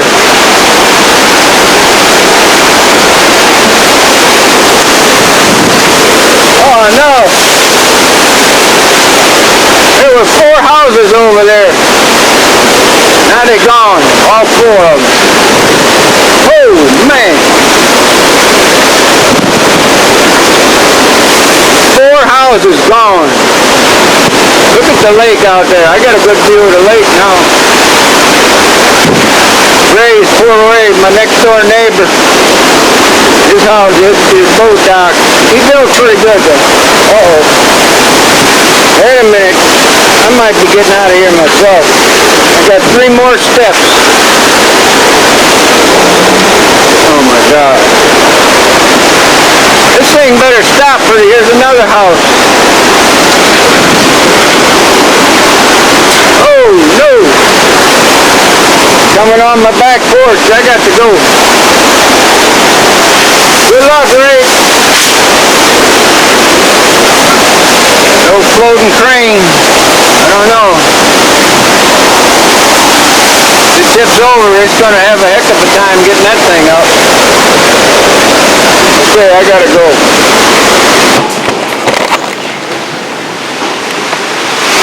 Sorry about that. This is what my upstairs looks like with the water coming in. Did I leave this thing running? Yeah. Look out my front window. I used to have a yard out there. Now it's a junk yard. Man alive. It's knocking at my door. Look at the floor. It's coming up through the floor. It broke the what do you call it, so I had to do a little improvising. Luckily I found some long nails. Uh-oh, there's my PGA hat. Oh no, not my PGA hat.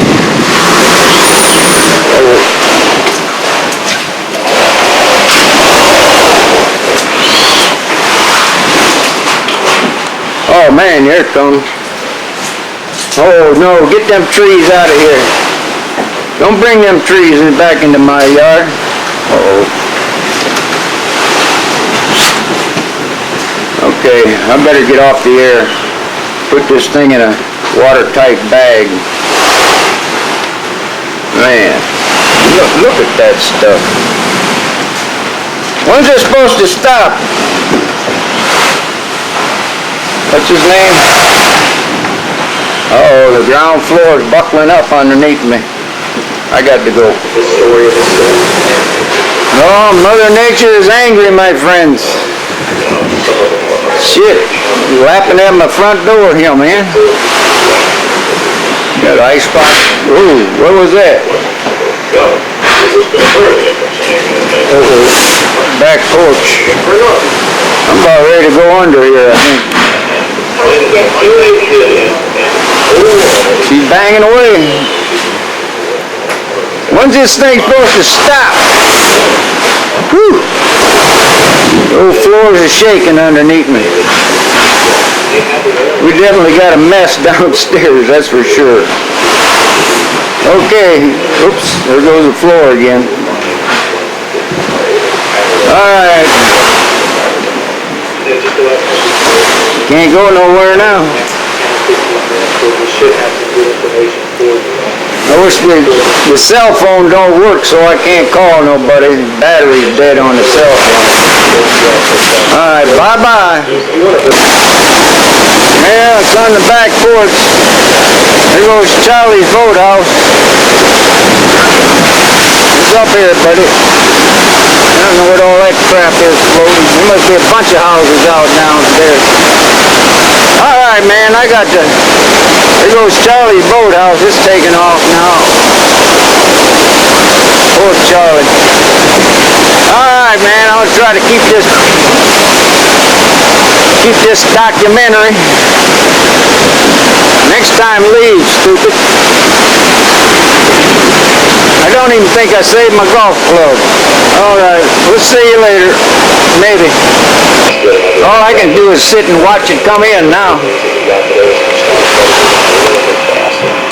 Yeah, just sit and watch her come in, watching the news, but I can't get a hold of nobody. I might have to start my generator up and see if I can charge this battery. Okay, let me charge this thing up. There goes your boathouse, Charlie. Got your kid's boat underneath it too, man. God damn. Oh, man. You got so much debris out here, man, breaking all the windows out of your house. There goes your boat. Oh, man. I don't know how they're going to get this place unclogged once it gets dried up. You got houses down there, you got... Whew. There's your little boat underneath there, man.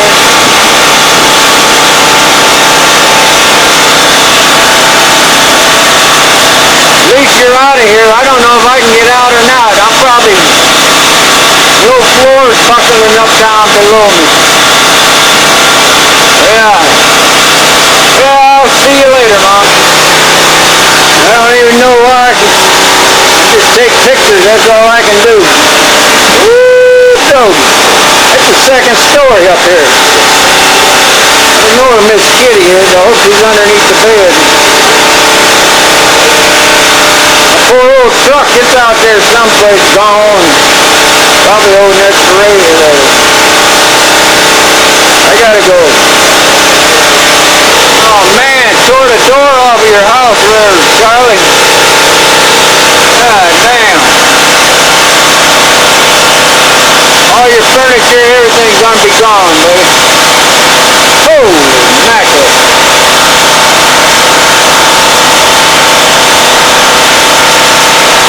Well, be sure safe.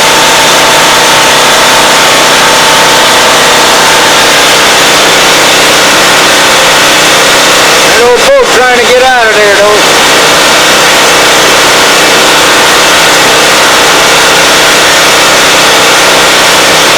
Hey, buddy, I got to go. There goes the whole dock. I don't know what else. Man, look at it. Man, this place is devastated out here. Woo! Uh-oh.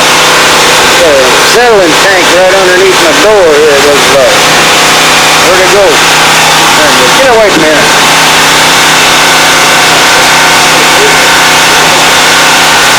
Hope that don't blow up. It'll take 2 months to clean this mess up, at least.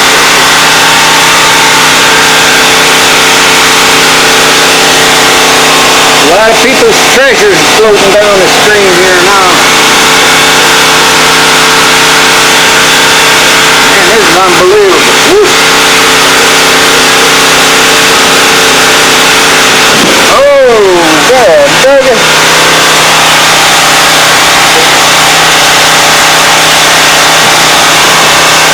Everybody works their whole life to get something, and then look what happens. Man, doggy, Mother Nature, you're no good.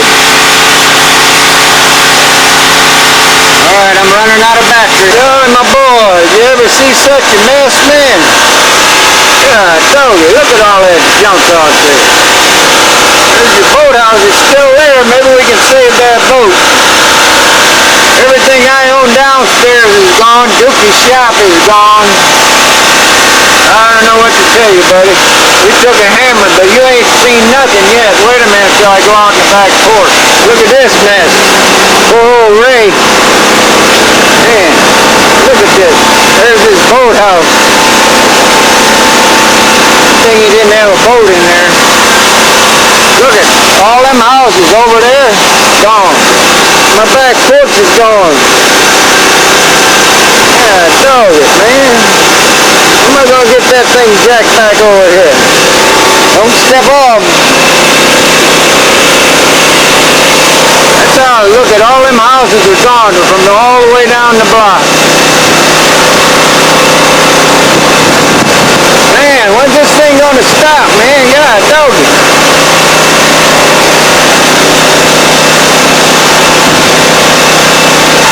That little house over there, that's underwater.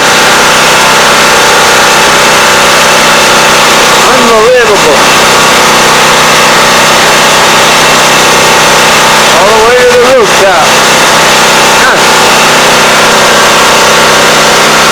Got a clear view of the lake if I get rid of these trees here. At least I think the water's going down a little bit. I think it's almost gone now. There's my neighbor Ray's boat.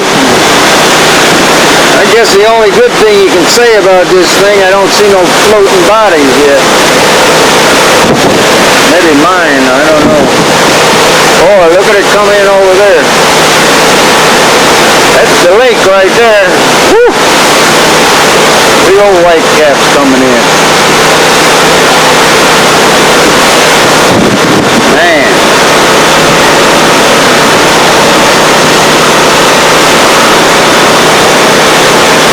Where'd that come from? I hope that didn't come off my house. Oh, man. Poor old Ray's house over there. There's his boat dock, shed. He had a fine little fence around it, too. I think that's over here someplace.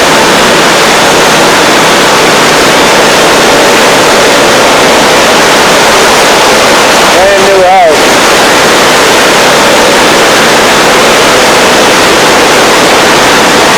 Unbelievable. There were 4 or 5 houses over there. Look, nothing. Nothing. I'll believe you next time when you tell me to get out. Woo! Never figured I'd do this. Unbelievable. Look at that lake churning up over there. There goes another house. Right there. That's going to be leaving us here pretty quick too. Man alive. How are they going to clean this thing up?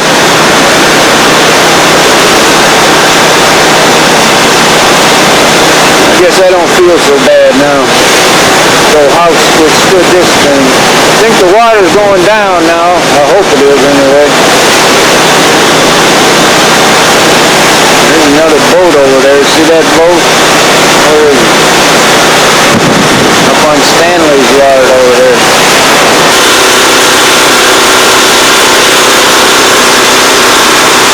My buddy Ray's house. My name's Charlie's house. Man alive. Tore it apart. Poor old Charlie just moved in about a year or 2 ago. It's his son's boat.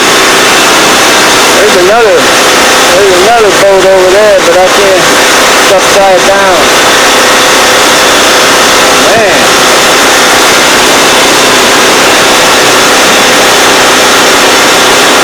A lot of people got hurt this time. There's old Ray's fence around his boat dock. Try to catch it for him, but I can't get out there. Man, look at this junk. Nothing but junk now.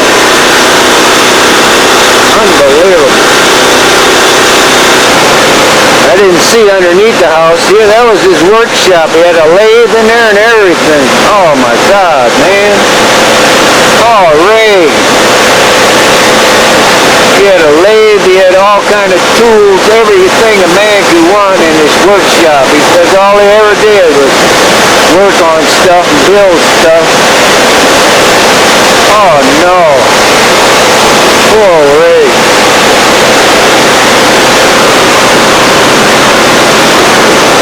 I guess I'll be moving out of this neighborhood. Man alive, Ray. Oh, buddy. Okay. I got pictures for you, Raymond. Sorry about that, man. Man, what am I talking about? My boathouse is gone. I didn't even notice. Had that big old tree on top of it, and I never noticed it. My boathouse. Holy mackerel. Unbelievable.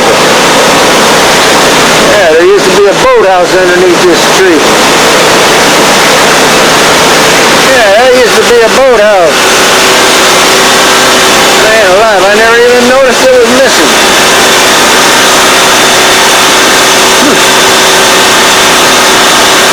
So busy taking pictures of other people's property, I don't even remember mine what it looked like now. Woo! Oh, this is something.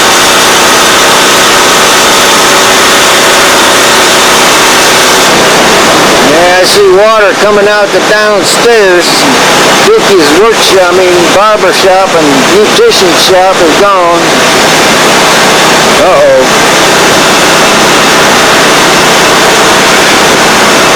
I guess the insurance guy will call it an act of God, but I guess that's how they work it when they get... Oh man, that's all my stuff coming out the door. Them sliding glass doors down there. Just seen her TV going out the front door. Man, I can hardly wait to... Water's going down quite a bit though. I think it's on its way out. One good thing. Yeah, that's all the pictures we got on this side. All that down there demolished. Unreal. Don't mess with Mother Nature. Man, I don't get this thing ever gonna quit. Time is.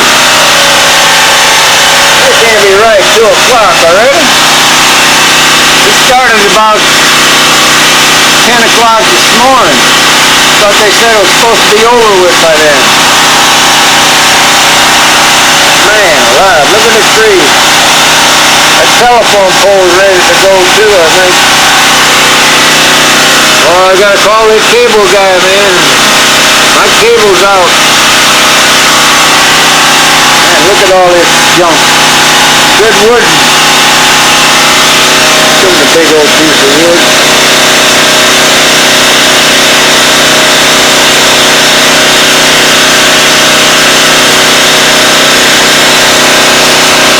It's going to take 5 years to clean this mess up. Woo, soak it. Yeah, don't have to worry about mail for a while. What the hell is this coming at me here? Get away from my door. Get on out of here. Get away. Get away. Break my windows. They ain't already broke.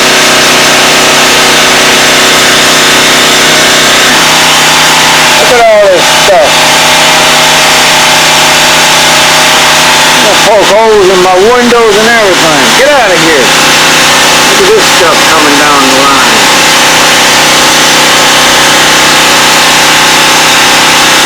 Somebody must have been building a house down the road or something.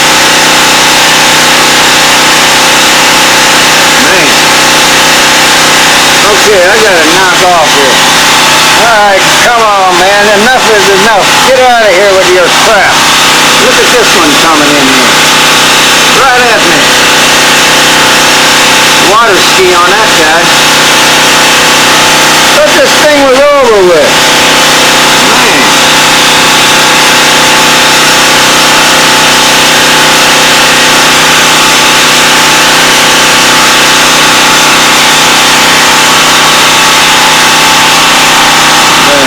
Start making me mad here now.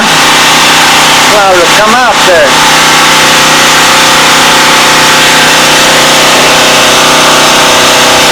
Holy Christ, look at across the road there. There is a road out there. That's car drive. You never know it.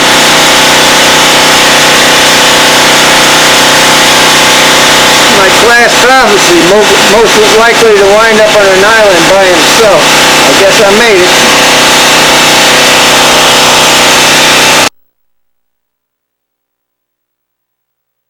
Leave. This house is 20 feet off the ground. I mean, it's a two-story. Water came in through that sliding glass door, and my door,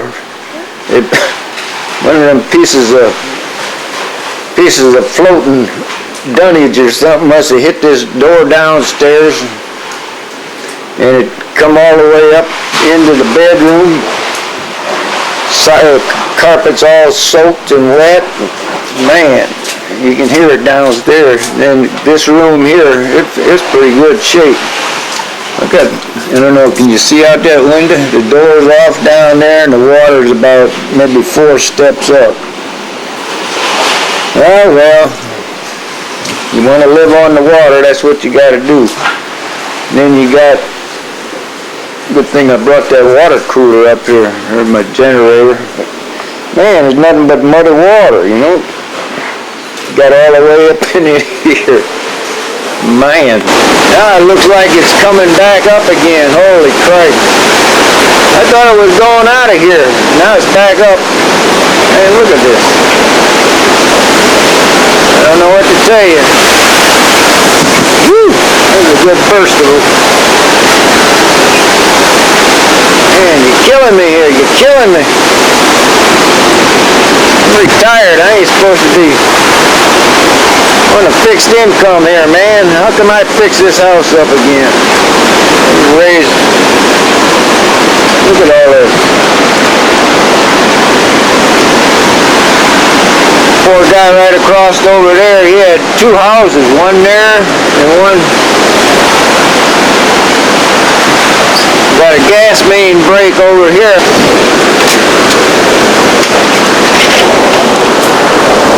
You know, bag on the air. I don't know how in the hell we expect to clean this stuff up. Take a look at this.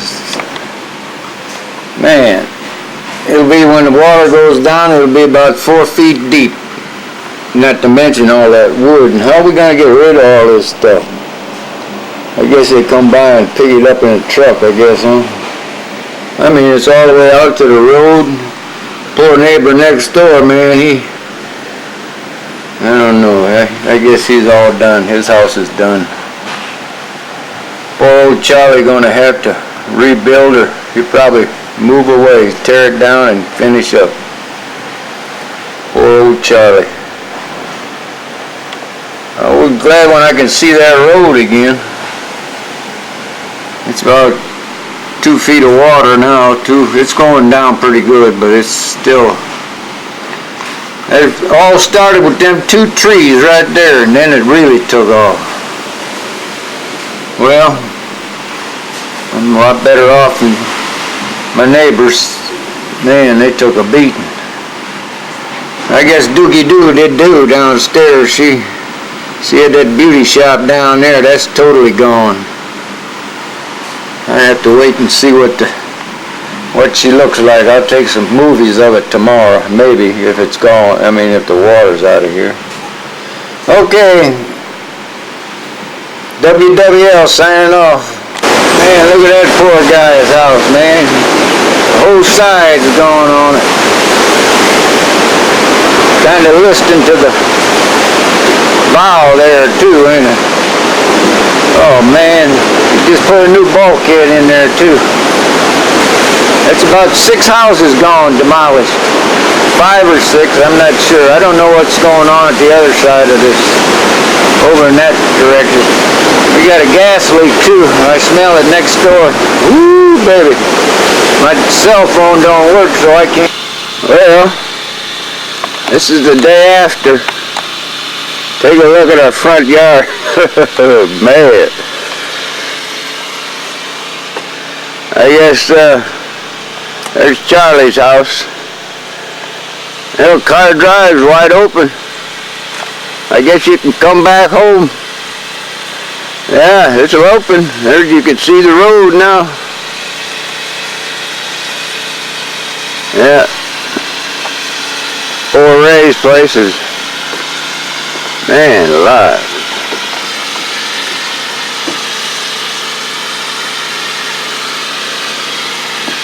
There's the front door, wherever it is.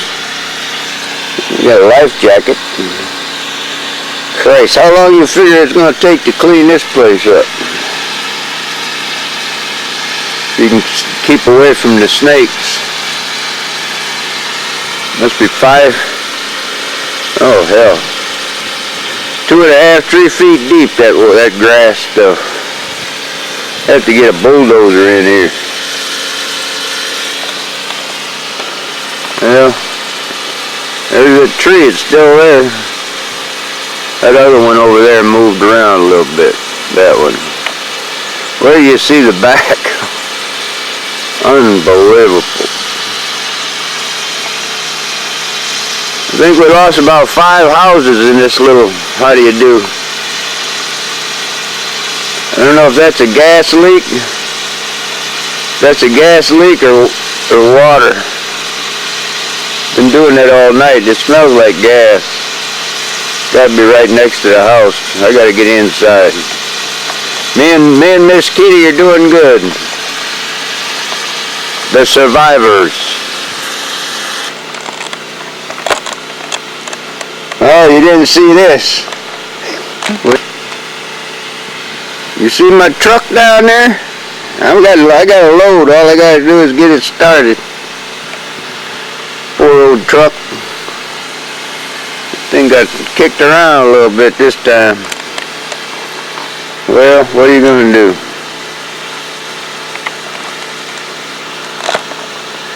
Yeah, she was a good old girl. I thought she was down over there by Charlie's house when I seen it bobbing around down there. I said, there it goes. I figured it was down by old Charlie's house, man. Well, maybe I can get her started again. Alright, I hear a chopper coming. Looking for survivors. Where is he? I hear him out there somewhere.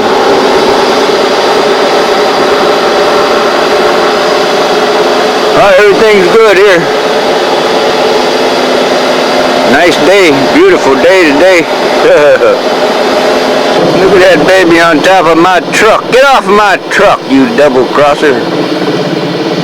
Man, that's a big old cottonmouth. Woo, doggy. I'm glad I didn't go out there and try to get that thing today. Look at that baby. You want to take a little ride, evidently. Get out of here. Bye-bye. There he is. My new roommate. Take a little ride later on. Shit, I wish you could get my 410, but I'm afraid I hurt my truck.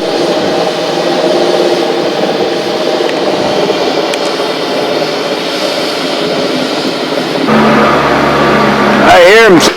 Take a look at Ray's backyard, man. Poor Ray. I don't know how we're gonna clean this thing up.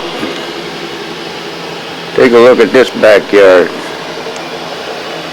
There's your staircase, gone.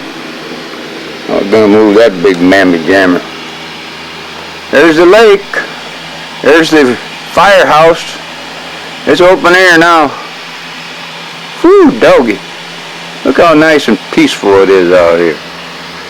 Except for that gas leak next door at Ray's house. I'm gonna probably die of gas. Alright.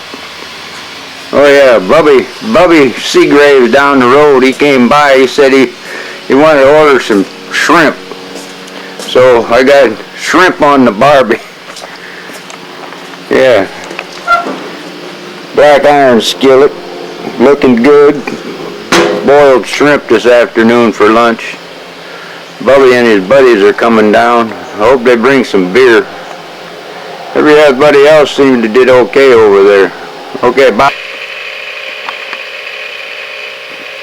Back here in New York, and Robin Roberts down in Gulfport, Mississippi. Robin, this was both a professional... Trying to see how we're going to do today. For you, I know, to go back. Just add some shrimp. It was, Charlie. Biloxi took a hit, It's amazing to be here. I've lived on the Mississippi Gulf Coast with my family since 1969, just weeks before Hurricane Camille. We went through that. But people, this is Pass Road. This is a road that leads from Gulfport to Biloxi, Mississippi. And people have been coming up and down since 6 a.m. and they've been shouting. They are proud people. They are going to rebuild. And I have to say thank you to Ryan Frazier, because I didn't know when I left. Pretty day today. About my family. Mighty pretty day today. That's enough for me. I'm still here after all these years. Before I went on the air, and it was so wonderful to see my mom and my sisters. There's a survivor. Hey, baby. Hey, baby doggy. Come here, boy. Here, boy. I got some food for you, man. I gotta go get that dog something to eat. Hang in there, buddy. You're a good dog. You live through this thing, you're all right. I think you're what's-his-name's dog across the road, huh?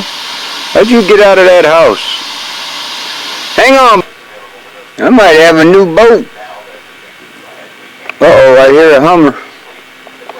I hear a hummingbird. He's coming back. I don't know how them little things can outstand the wind they had the other day.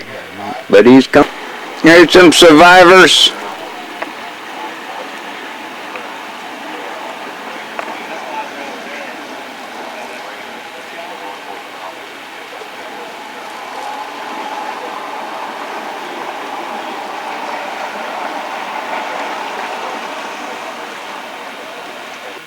Looks like I got a customer.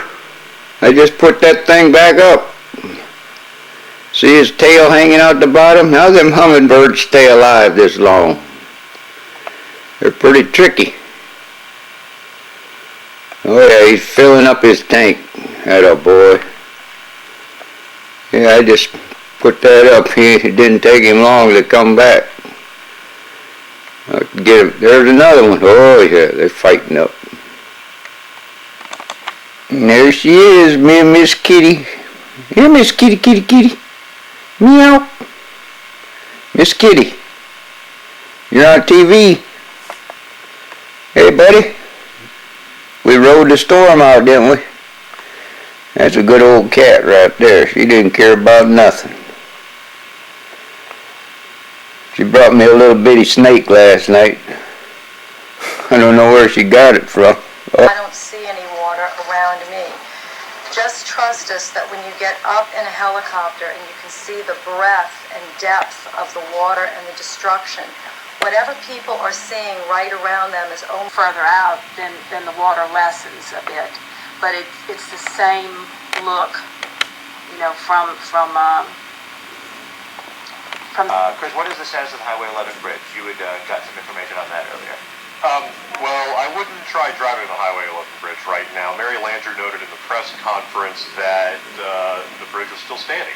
She mentioned 5 Mile Bridge was still there, which I just found that kind of surprising, because I just thought if any bridge was going to collapse first, it'd be that one, just because it's so old. That they built it to a higher standard. I mean, it must be a heck of a bridge. I guess so.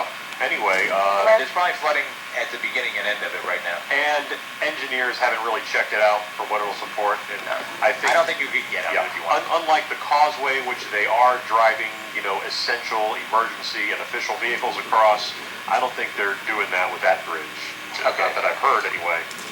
And so it's not safe for anyone to travel. The last we heard was that they did need to test it to see what kind of structural damage may have been done. That it was supposedly open and standing, as Chris said, but it needs to be tested to find out if it will actually withstand the traffic. And once you get across that bridge, you end up right next to 8 Miles, which is underwater. So who knows if you can get off that bridge on the north side of it. Highway 11. Yes, Highway 11. Right. Okay, now, so we know you can't go east. You cannot get out of the city headed to the east. There's no way. The Wrigley's is underwater. The I-10 is gone. You can't get to the Highway 11 bridge. You cannot head east get out of the New Orleans metropolitan area. Yeah, New Orleans has become quite a peninsula now. Yeah, you can't really. Okay, I'm on a mission today. I just got first time out of the house. Holy Christ, look at this place. I found there's a dog over here. We've been whining. I'm gonna go, I got some dog food and a little bit of water. I'm gonna go see if I can find out who it was. Had to listen to them all night long. I don't know, let me shut this thing off, save my... Gotta show you this. You never expected to see a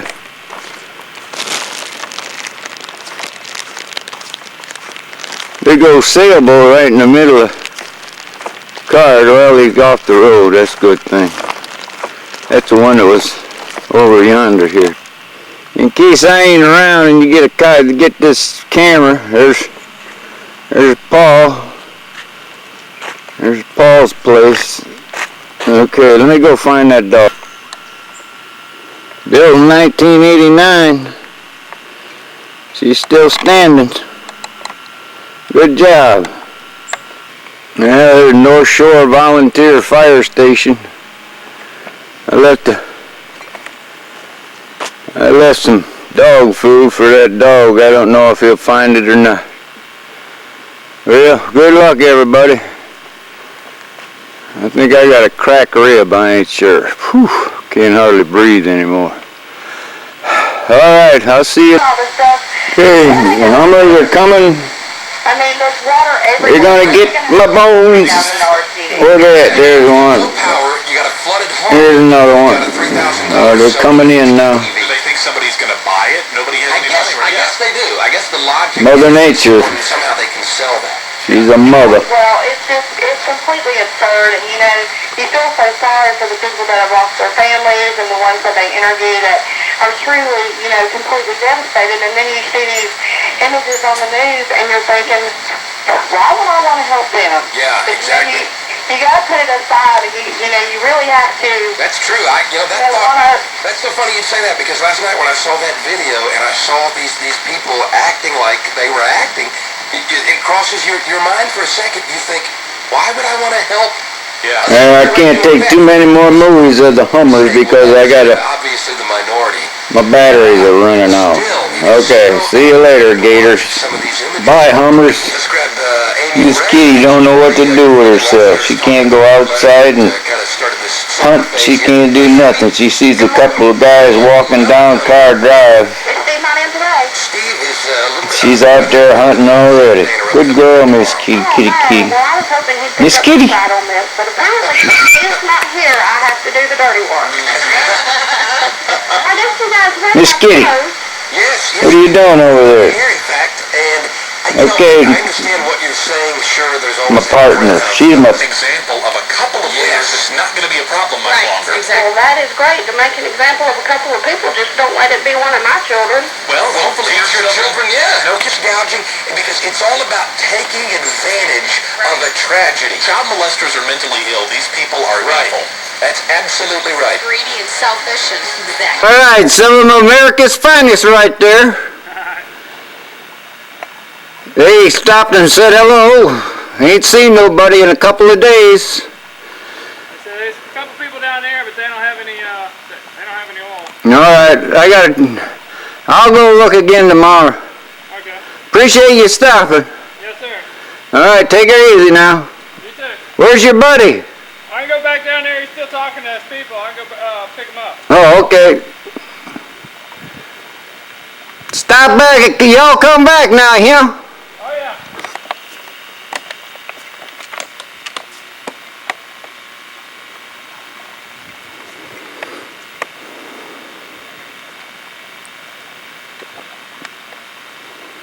Yeah, he's getting ready to go pick his buddy up down the road. He's down there at Seagrave's house.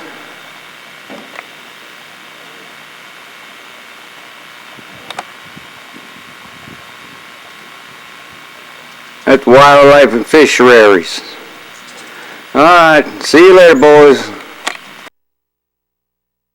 Street off. Good man.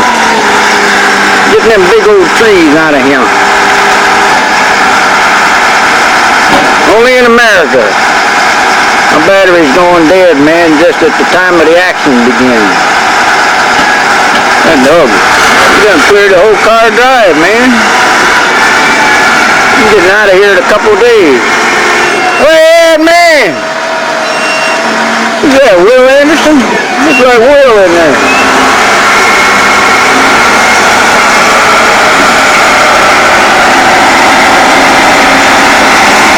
He's on the road again. It's all right. Yeah. He's gone. Man, you couldn't even get down car drive for about 3 days. You guys are fast. See you later, kiddo. You got the flag upside down. They like that. They say, man, where you from? I says, well, I used to be on the ship. They say nobody knows what upside down means. It's the old distress call. Help out here. Where you at? There we go. Too bad I can't drive. Where you at, man?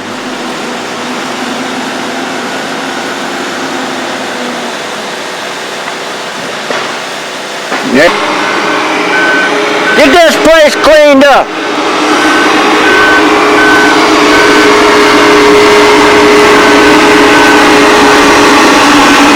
Where y'all from?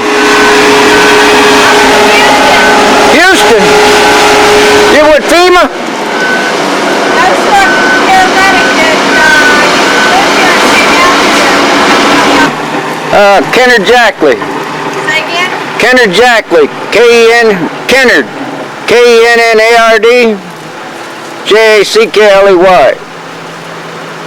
Man, you guys are fast. What's the address here, sir? 265 car drive.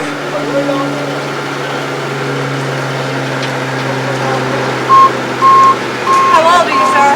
65. Alright, so what was it like?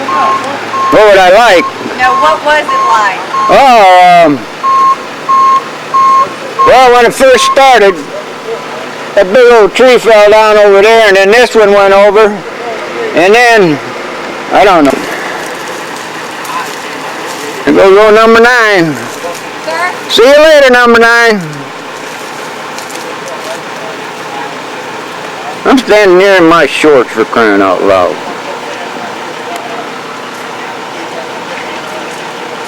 Man.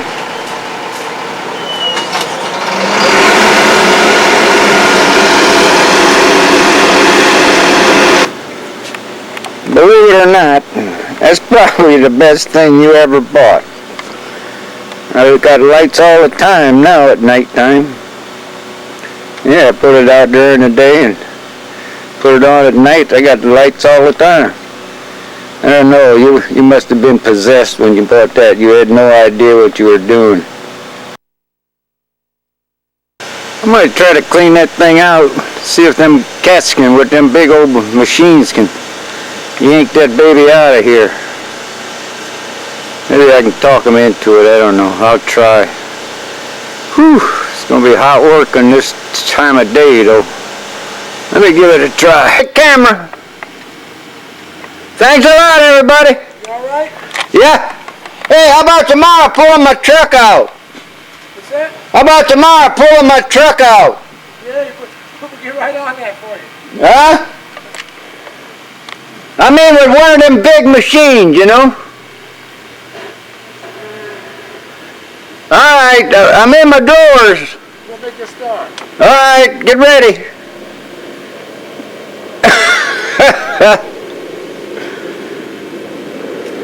We documented? Documented. All right, my man, thank you. Huh? You'll never guess what I found. Poor little doggy. Come here, boy. Come here. Here, come here. She's making a mess. He is. Hey, buddy, come here. Come on. Come on. Come on. Out. Come on. Hey. Yeah, I just took a walk over by the beach and was laying in a big old puddle of mud. thought he had back broke or something, but hell, he's doing good. Look at him. So, he's eating out of Minnie's bowl now, or Maggie's bowl. Come here. Come on. He's gonna sit. Sit down. He's a good dog, though. Okay. You gotta mop up again after he gets done running around. I gave him a bath down at the beach. I gave him a bath at the beach down there, and he's all wet. Boy, he ain't had nothing to drink in about 3 or 4 days. Since Monday, I imagine. Laying in that mud, stuck in the mud. I heard that must have been the one that was whining, you know. But I couldn't find him, because it's all covered up in mud. Looking good now, though.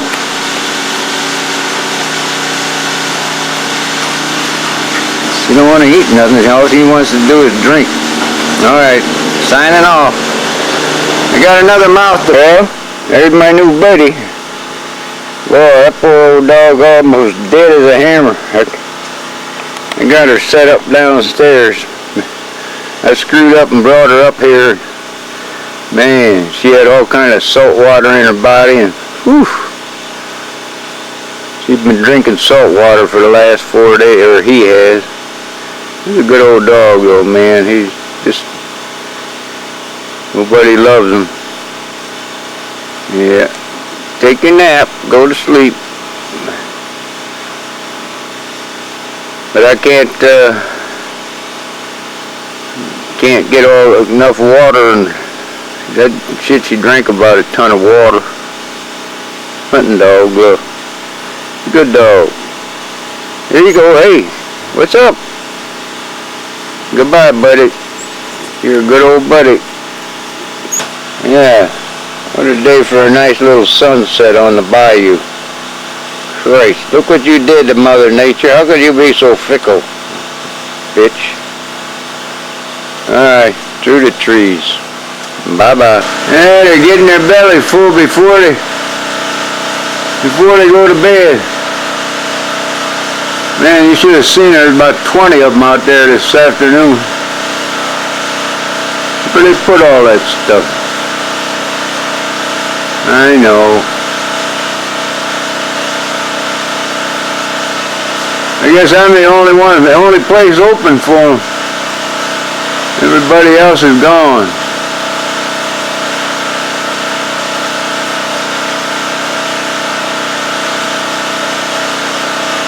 I might have enough water for one more feeding. Fill all them things up at one, and be the end of it. Well, they got cars coming back in and out of here. Going to check out their property, I guess, and start stealing stuff. Okay, I gotta start cooking for the neighborhood. I don't think the old refrigerator can keep up with all this meat I got, so I'm gonna take some down to the Seagraves and stuff like that to see if they need anything. Big old pork chop on the grill. We're gonna have a good breakfast today, ain't we? Just can't. That compressor won't keep up with my refrigerator, man. Everything's thawing out. Yeah, I just cook everything up and give it to my neighbors, I guess. I can't eat it all. Alright, here we go. The old smoker going strong. I mean, the cooker. Let's see what we got in there. Alright. Big old pork chop.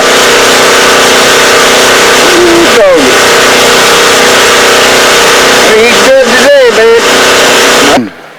Look who's coming to dinner. And could result in serious injury or death to anyone. Look at my boys coming back for dinner. Quack, quack, quack, quack, quack. In an emergency.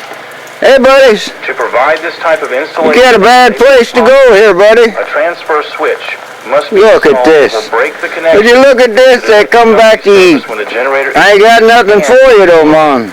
Disconnect the generator connection when normal power has 6 of them left. We had about 30 of them. Which is normally located between the customer's poor babies. main service panel. Unbelievable. My boys are back in town. Electric service requires a Quack, quack, quack, quack, quack, quack. Three-phase service requires Quack, a quack, quack, quack, quack. switch. Installation must be performed by a What am I gonna do with you guys, man? conform to the National Electric Code. I ain't got nothing for you. You gotta go. Your safety and the safety of others could depend on it. Remember, I ain't got nothing for you, boys. You gotta go out and get your own stuff. Could kill someone. Wait a minute, I got some dog food. Hang on a minute. Wait, stay there. Public information officer or control room supervisor. Okay, there'll be more tomorrow. That's all I can give you now, man. Agencies as possible. Okay, hang on a minute. At 1-866-898-2323 or fax information to 985-898-3030. I gotta get you a bowl, get a feeder for you. St. Tammany Radio. Hard to find that stuff down there, ain't it, boys? Radio station. During the emergency, Parish President Kevin Davis expropriated the Okay, that's it. St. See Tammany ya. Parish government as we are able. This is important information from President Kevin Davis. Hurricane Katrina has anywhere in the parish.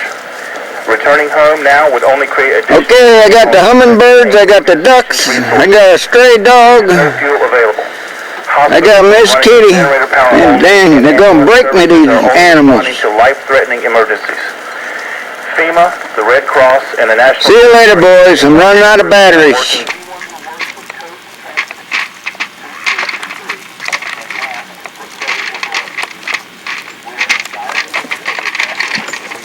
What's the matter with this camera? Yeah, they found it. Hurry up, boys. Oh, it fell down.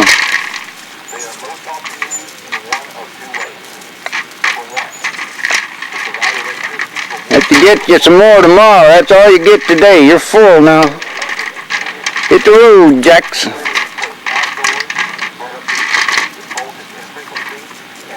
Oh, ducks are gonna break me, man. You have to bring a bag of dog food back with you when you come. I might be having duck stew one day if they don't hurry up and... Quack, quack, quack. Can't believe out of 30 ducks we only got 6 left. That's enough. I'm running out of batteries. Returning home now would only create additional strain on government and aid organizations. Working on my tan. There is no fuel available. Hospitals are running on generator Everything's power. fine out here. Ambulance services are only responding to life-threatening So far, so good. FEMA, the Red Cross, and the National Guard are here in large numbers and are working diligently to see you in a month. the needs of parish residents. Bye-bye. The Emergency Operations Center has been in 24/7 mode since before Katrina struck. The vultures are over here. Where is that guy? We got about 3 of them flying around here. Big over there, there are 2 of them. Get away from my house. I ain't dead yet, buddy.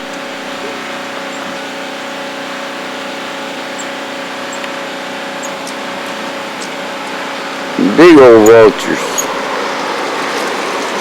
I smell a dog or something. I had 2 more dogs this morning. Little beagle and I don't know what that other kind of dog was.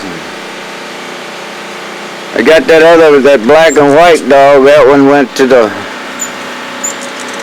animal people came by yesterday and I gave him away to them. Look at them vultures. That's enough of them vultures. Bye-bye.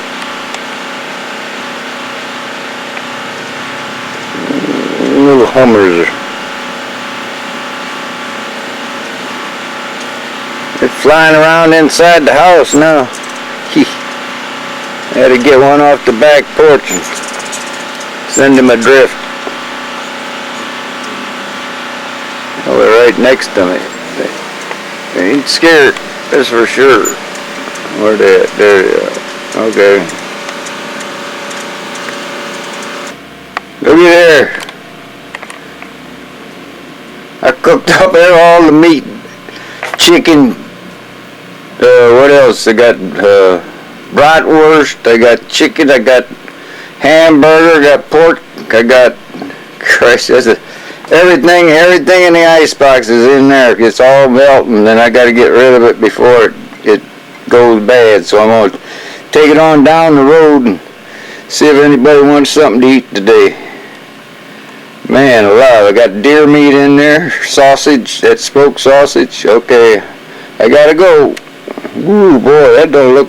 This is the last feeding today. Now get out of here, man. I ain't got much more to go. Yeah.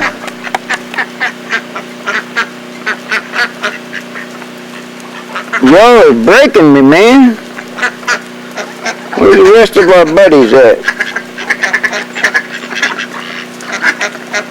Alright, hit the road. I ain't feeding you, giving you no more. Goodbye. Have a nice night. Go out and take a swim.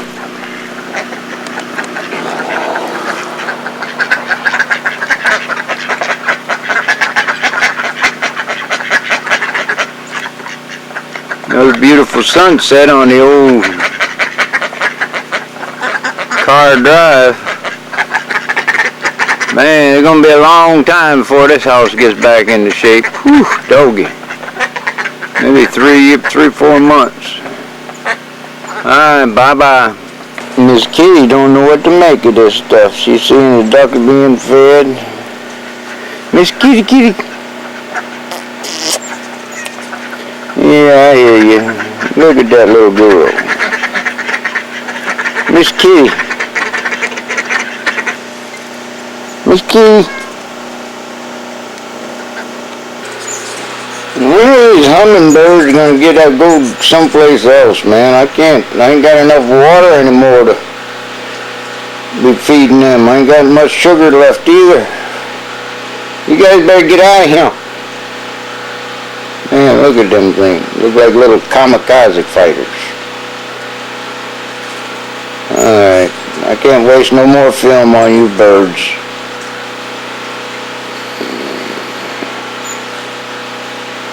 Yeah, see you later.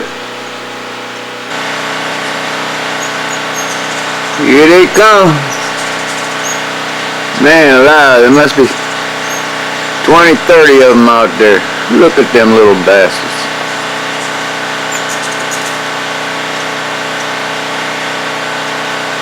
I got the only water hole in town for them boys. Better take off pretty quick. I don't know if I can keep feeding them or not.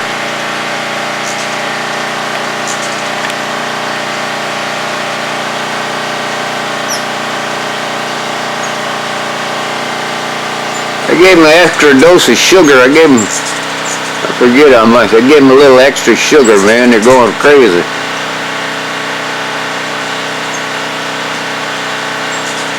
Alright, that's enough. Bye. Look at that. There must be 30 of them at least. They're everywhere.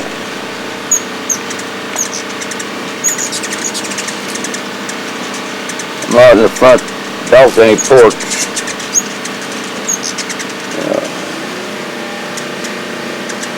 Nothing bothers these boys.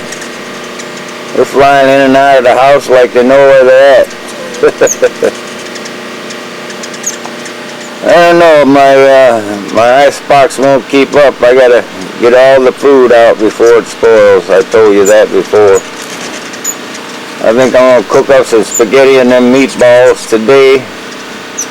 Take it on down to the boys down the street. They're trying to clean up their yard and everything. What a job, what a job. Still not on.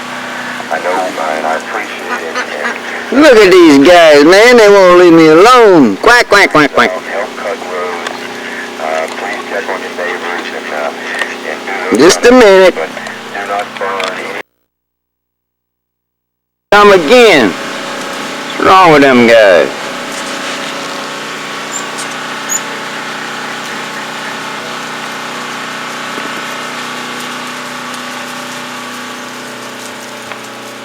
Alright, stand by.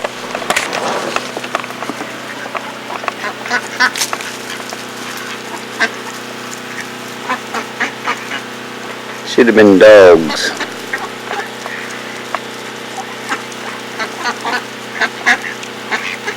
You're gonna have to leave me alone. Oh, here comes three mosquitoes.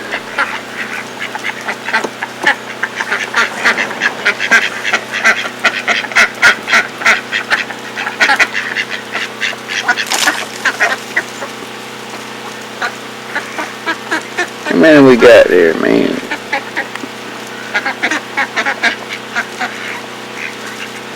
We lost a bunch of them, man. We had 30 of them. Whew. About half. I think that's the first group we had, the 15. Yeah, I think that. You guys took up enough of my time here. Hit the bricks.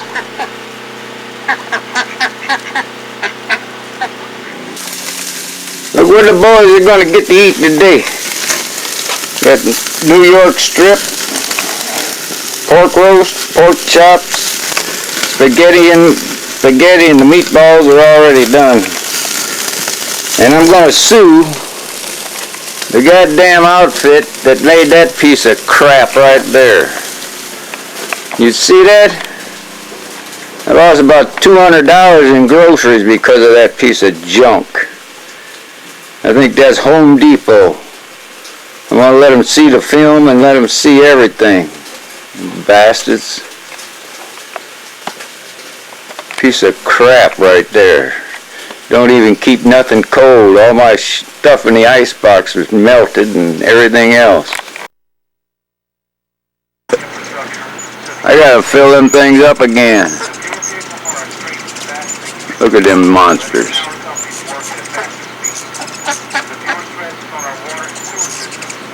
That ain't nothing. Where do you see this? I'm panning down. They're waiting for the food.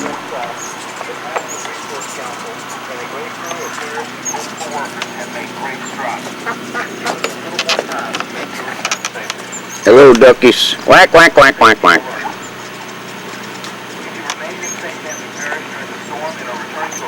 Alright, here I come.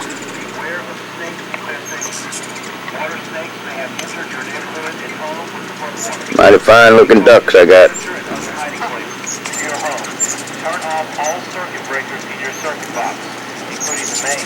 They're hungry today, boy. They'll be here all day, them birds. Okay, that's me. The Hummer. It's my command center out there on the front porch. Yeah, that's where I do my morning feedings. Over 100,000 phone calls placed by the parish's first alert system. That's what they're getting. That's all you get for today, boys. You're down to 1 cup in the morning and 1 cup in the afternoon. That's it. I should have got you some more yesterday when I went to Sam's. Okay, buddies. See you later. Municipalities are working hard to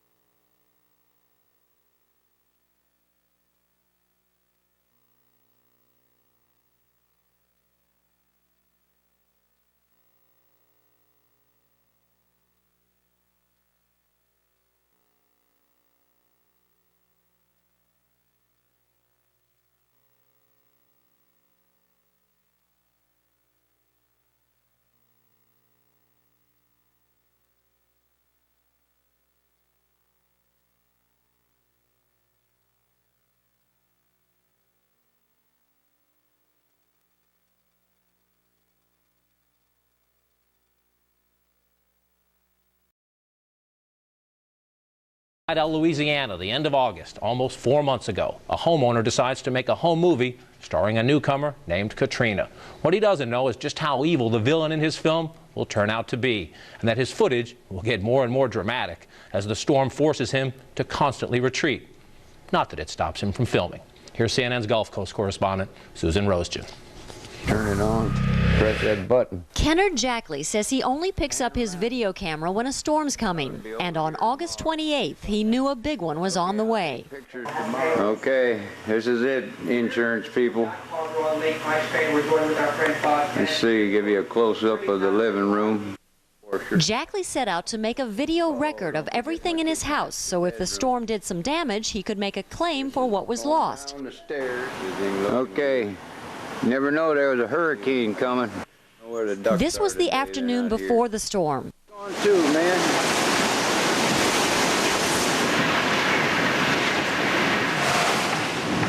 But by daybreak the next morning, the wind was starting to howl. Oh, Mother Nature is angry, my friends. For 30 years, Kennard Jackley was a merchant marine, sailing through storms on oceans all over the world. And here he was in his own house, watching a hurricane wrap itself around him. But he kept the camera rolling, and his commentary is a conversation between an old man and the sea. Got enough out of you there, whatever your name, Katrina, or whatever the hell your name is. Eventually, Jackley realizes the situation is much worse than he thought. It isn't just the wind anymore. Uh-oh, the ground floor is buckling up underneath me. It's the water from the lake swallowing his property. Uh-oh. Here it goes. It's in. Here it comes. It's in the house. Broke the door lock. There it is. Oh man, I can't stop it now. Now, surrounded by water, Jackley watched his neighbor's home start to float away. There goes Charlie's boathouse. It's taking off now. Jackley begins to question his decision to stay. When's this thing supposed to stop? Whew. Next time leave, stupid. I don't even think I saved my golf club. It took about a day for the water to go down. This is one of the few things that didn't float away. This is one of his wife's golf clubs. And to give you an idea of how high the water was here, I'm 5'8", and the golf club takes us up to about 9 feet. But you have to remember that the water that was here came from the lake 200 yards away. Brave? I wouldn't go brave. Probably crazy. Today, Kennard Jackley is starting to put his home back together. The whole bottom half of his house is bare. His wife's little beauty parlor, the washing room, and the sewing room, all gone. The windows was $9,100. Kennard and his wife Dookie are trying to figure out how to pay for repairs. The couple didn't have flood insurance, and the insurance company offered $14,000. But the Jackleys say they need at least 4 times that much. So they're selling DVDs of Kennard's home video to try to raise the money to rebuild. Why stay here? Why put your house back together when you know the next one could come even higher? Why? This is well, I'm from Illinois, but this is the only house I've ever had, you know. And I'm not gonna let a little rain hurt me. Oh, it was more than a little rain. No. We had history made, didn't we? Part of growing up, that's what I say. You gotta go with, you know, you gotta do what you gotta do. Man, blowing like a mammy jammer out there. Katrina made history, and Kennard Jackley recorded it. Now he's using that record to try to get past it. Susan Rosejan, CNN, Slidell, Louisiana. Well, what's that old disclaimer about do not try this at home? There's even more to see of Kennard Jackley's amazing video. Just go to cnn.com/pipeline, our new live online video subscription service, and check it out. Now to a CNN exclusive. When Hurricane Katrina roared ashore on the Gulf Coast almost 4 months ago, its awesome forces caused twin effects of death and devastation. Now in rare video, our Brian Todd is here to give us a sense of what that experience must have felt like. Brian? The experience that only a survivor could tell you about. Wolf, CNN obtained this videotape from a gentleman named Kennard. He lives in Slidell, Louisiana, at least 30 miles inland from the Gulf, but right on the shores of Lake Pontchartrain. So the storm surge you're about to see is water from the lake coming up to the second floor of Jackley's home. We'll take you back to August 29th when Hurricane Katrina is in full force. Take a look at this. A lot of people's treasures floating down the stream here now. Unbelievable. Woo. When's this thing supposed to stop? Woo. The old floors are shaking underneath me. It's floating. There must be a bunch of houses out downstairs. All right, man, I got to... There goes Charlie's boathouse. It's taking off now.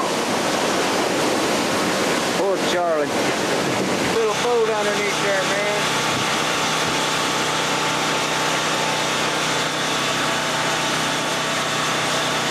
You're out of here. I don't know if I can get out or not. I'm probably... The old floor's buckling up down below me. Guess that's how they work it when they get... Oh man, that's all my stuff coming out the door. Them sliding glass doors down there. Just seen her TV going out the front door. Man, I can hardly wait to... Water's going down quite a bit though. I think it's on its way out. Kennard is a former merchant marine, very much accustomed to heavy storms, but he told me he's never seen anything like that. The entire bottom floor of his house is still in shambles. He is selling copies of this tape to make money for reconstruction of his house. We're going to have much more of this tape to show you in the 7 o'clock hour of the Situation Room, and Kennard will be our guest at that hour. Wolf. All right, Brian, thank you very much. A lot more of this videotape coming up here in the Situation Room, 7 p.m. Eastern, about an hour and a half or so from now. We're here every weekday in the Situation Room, 4 to 6 p.m. Eastern, 7 p.m. Eastern as well, an hour from now. Coming up, we'll have more of that exclusive new video of the day Hurricane Katrina roared ashore the Gulf Coast. Extraordinary video. I'm Wolf Blitzer. Kitty Pilgrim filling in for Lou. Now it's 6 p.m. in Louisiana. You haven't seen anything like this since the tsunami hit. You'll now see what it was like to experience the fury of Hurricane Katrina. We have extraordinary and exclusive pictures of the destruction. Tonight, Hurricane Katrina as you've never seen it before. The disaster and the desperation now captured on home video. We have exclusive pictures from a man who kept his camera rolling as floodwaters rushed in and his life was on the line. Our Gulf Coast correspondent Susan Rosegen is in Slidell, Louisiana, and she has all the details. Susan? Well, Wolf, the man you're about to meet was forced to retreat, to move higher and higher up these stairs with the water of Lake Pontchartrain chasing him every step of the way. Turn it on. Press that button. Kennard says he only picks up his video camera when a storm's coming. And on August 28th, he knew a big one was on the way. Okay, this is it, insurance people. Let's see, give you a close-up of the living room. Jackley set out to make a video record of everything in his house, so if the storm did some damage, he could make a claim for what was lost.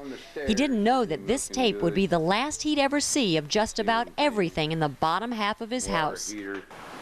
Okay, never know there was a hurricane coming. This was the afternoon before the storm.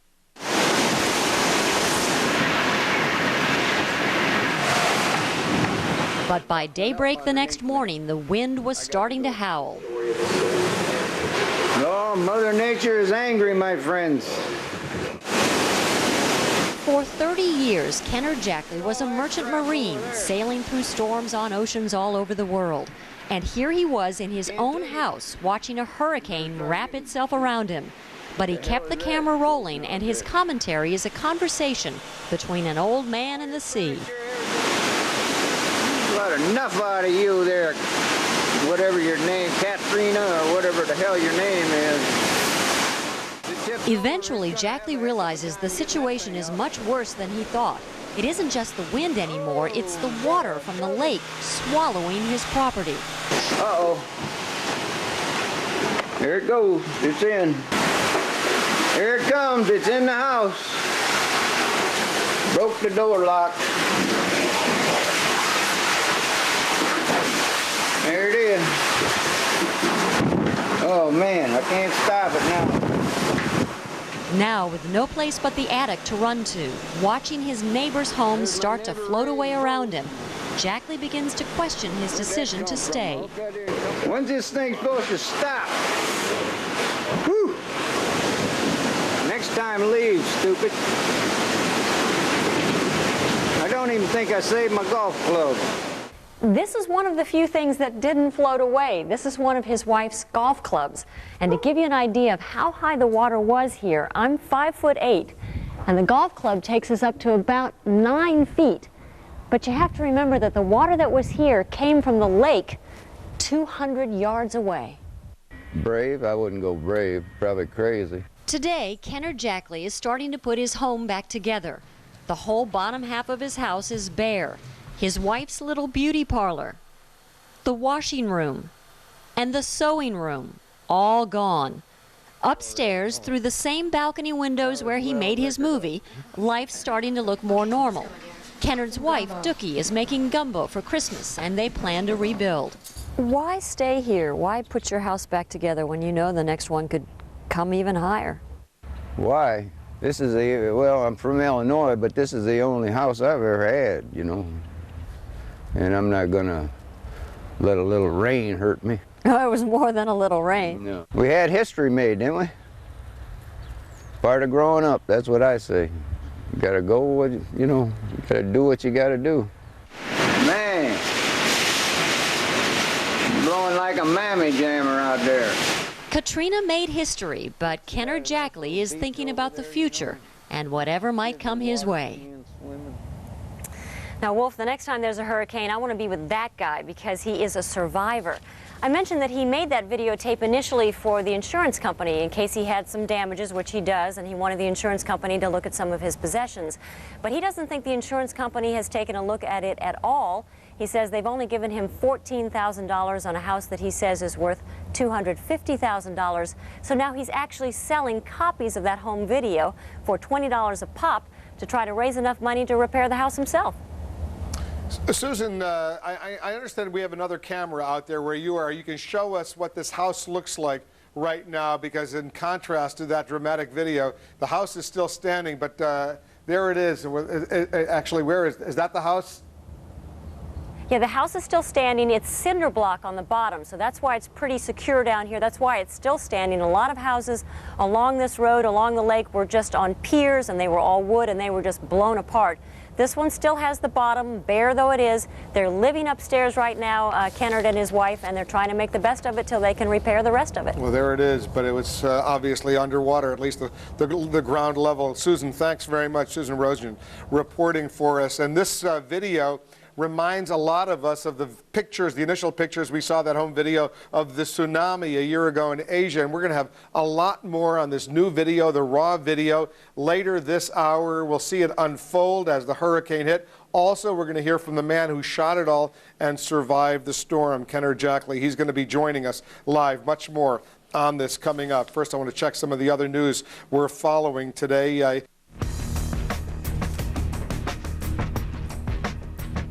If you're just joining us, we have a CNN exclusive. The thousands who survived Hurricane Katrina's rampage will never, ever forget those first terrifying moments when it became clear that this disaster was beyond anyone's imagination. Now experience the nightmare as though you were there. We have more of our exclusive home video from Kennard Jackley, a Louisiana man who shot this video. Watch and listen as he takes us through the early hours before the worst became reality.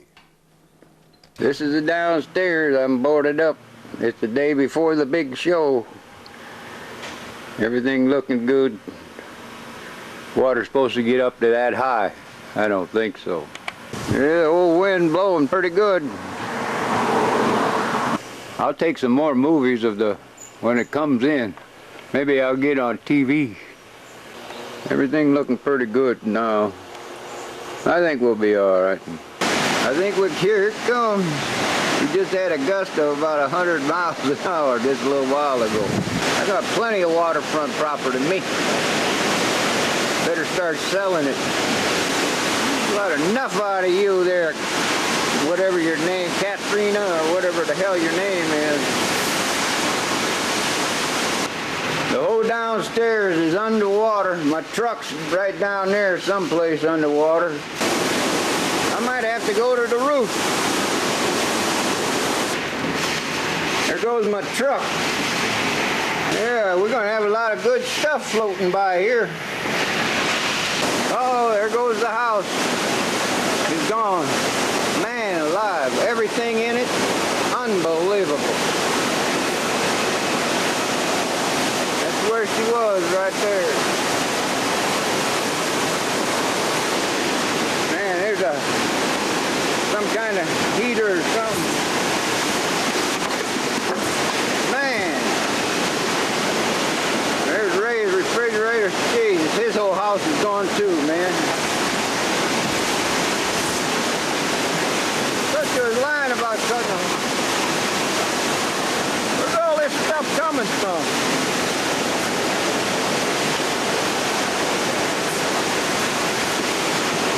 It's all up and down the road here. Devastation. There's me. I got about another 2 feet before I'm going under the top floor. 2-story house.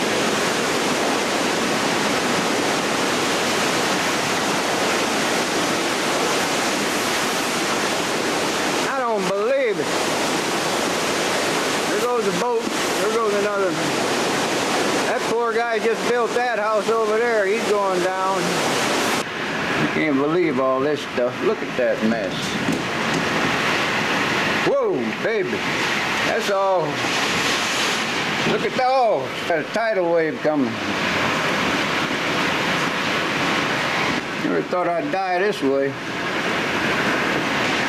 Maybe that old tree will float over here and get me. Man alive, look at all the garbage.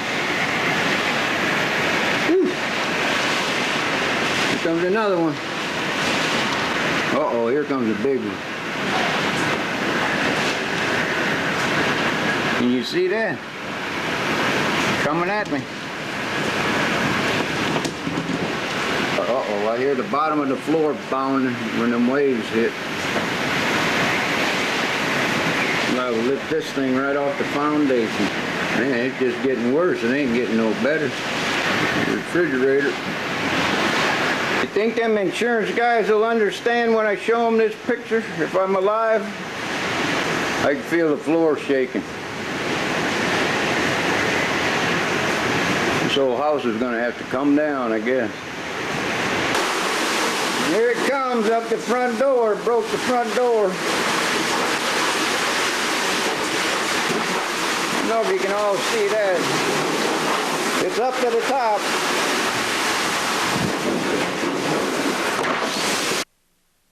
And that was only just the beginning of the water coming in off Lake Pontchartrain. That was just the beginning of what would become of Kennard Jackley's home. We're watching this. This is exclusive video. We're going to continue to show it to you. We're going to keep riding out the storm literally as that water not only rushes into the lower floor, but as Jackley fears for his life. And I'm going to be speaking live with him. That's coming up as well. This hour, we're showing you exclusive home video that captures Hurricane Katrina's assault on one man's home and nearly on his life. We'll have more of these dramatic pictures, lots more. And I'll speak live with the man behind the camera, Katrina survivor Kennard Jackley, and his wife. That's coming up very soon. Winds are howling, the storm waters are surging. More exclusive pictures you've never seen before. They'll put you inside Hurricane Katrina as this destruction begins. Stay with us.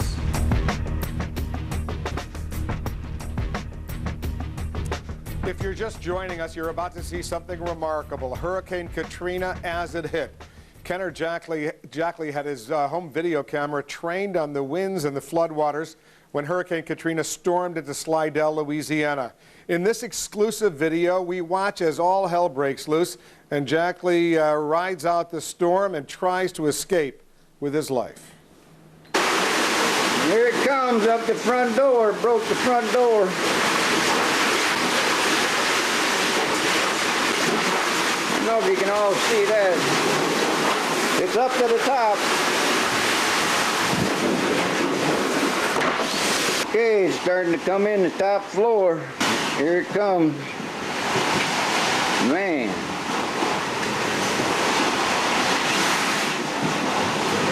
Here it comes. See it coming up?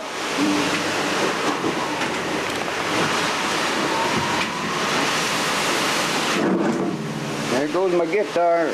Oh yeah, here comes the water up from the bottom. Here it comes. It's in the house. Broke the door lock. There it is.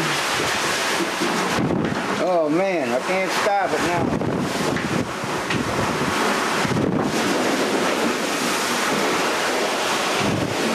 Can't stop it. There goes another house. Man, this thing's something else. Oh my God. Oh no. There were 4 houses over there. Now they're gone, all 4 of them. Oh man. 4 houses gone. Look at the lake out there. I got a good view of the lake now. Oh my God. This thing better stop pretty. Here's another house. Look out my front window. I used to have a yard out there. Now it's a junkyard. Man alive. It's knocking at my door. Look at the floor. It's coming up through the floor. Okay, I better get off the air. Put this thing in a watertight bag. Man, look at that stuff. When's it supposed to stop? Uh-oh, the ground floor is buckling up underneath me. I got to go. Whew! The old floors are shaking underneath me. All right. Can't go nowhere now. There goes Charlie's boathouse. It's taking off now. Poor Charlie. All right, man. I'll try to keep this documentary. Next time, leave, stupid. I don't even think I saved my golf club. There goes your boathouse, Charlie. Got your kid's boat underneath it too, man. Oh, man. You got so much debris out here, man, breaking all the windows out of your house. There goes your boat. Look at all that crap over there.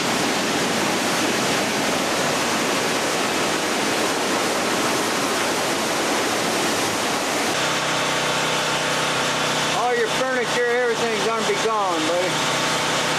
Holy mackerel. Man, this place is devastated out here. Woo! A lot of people's treasures floating down the stream here now. Man, this is unbelievable. Woo! Everybody works their whole life to get something and then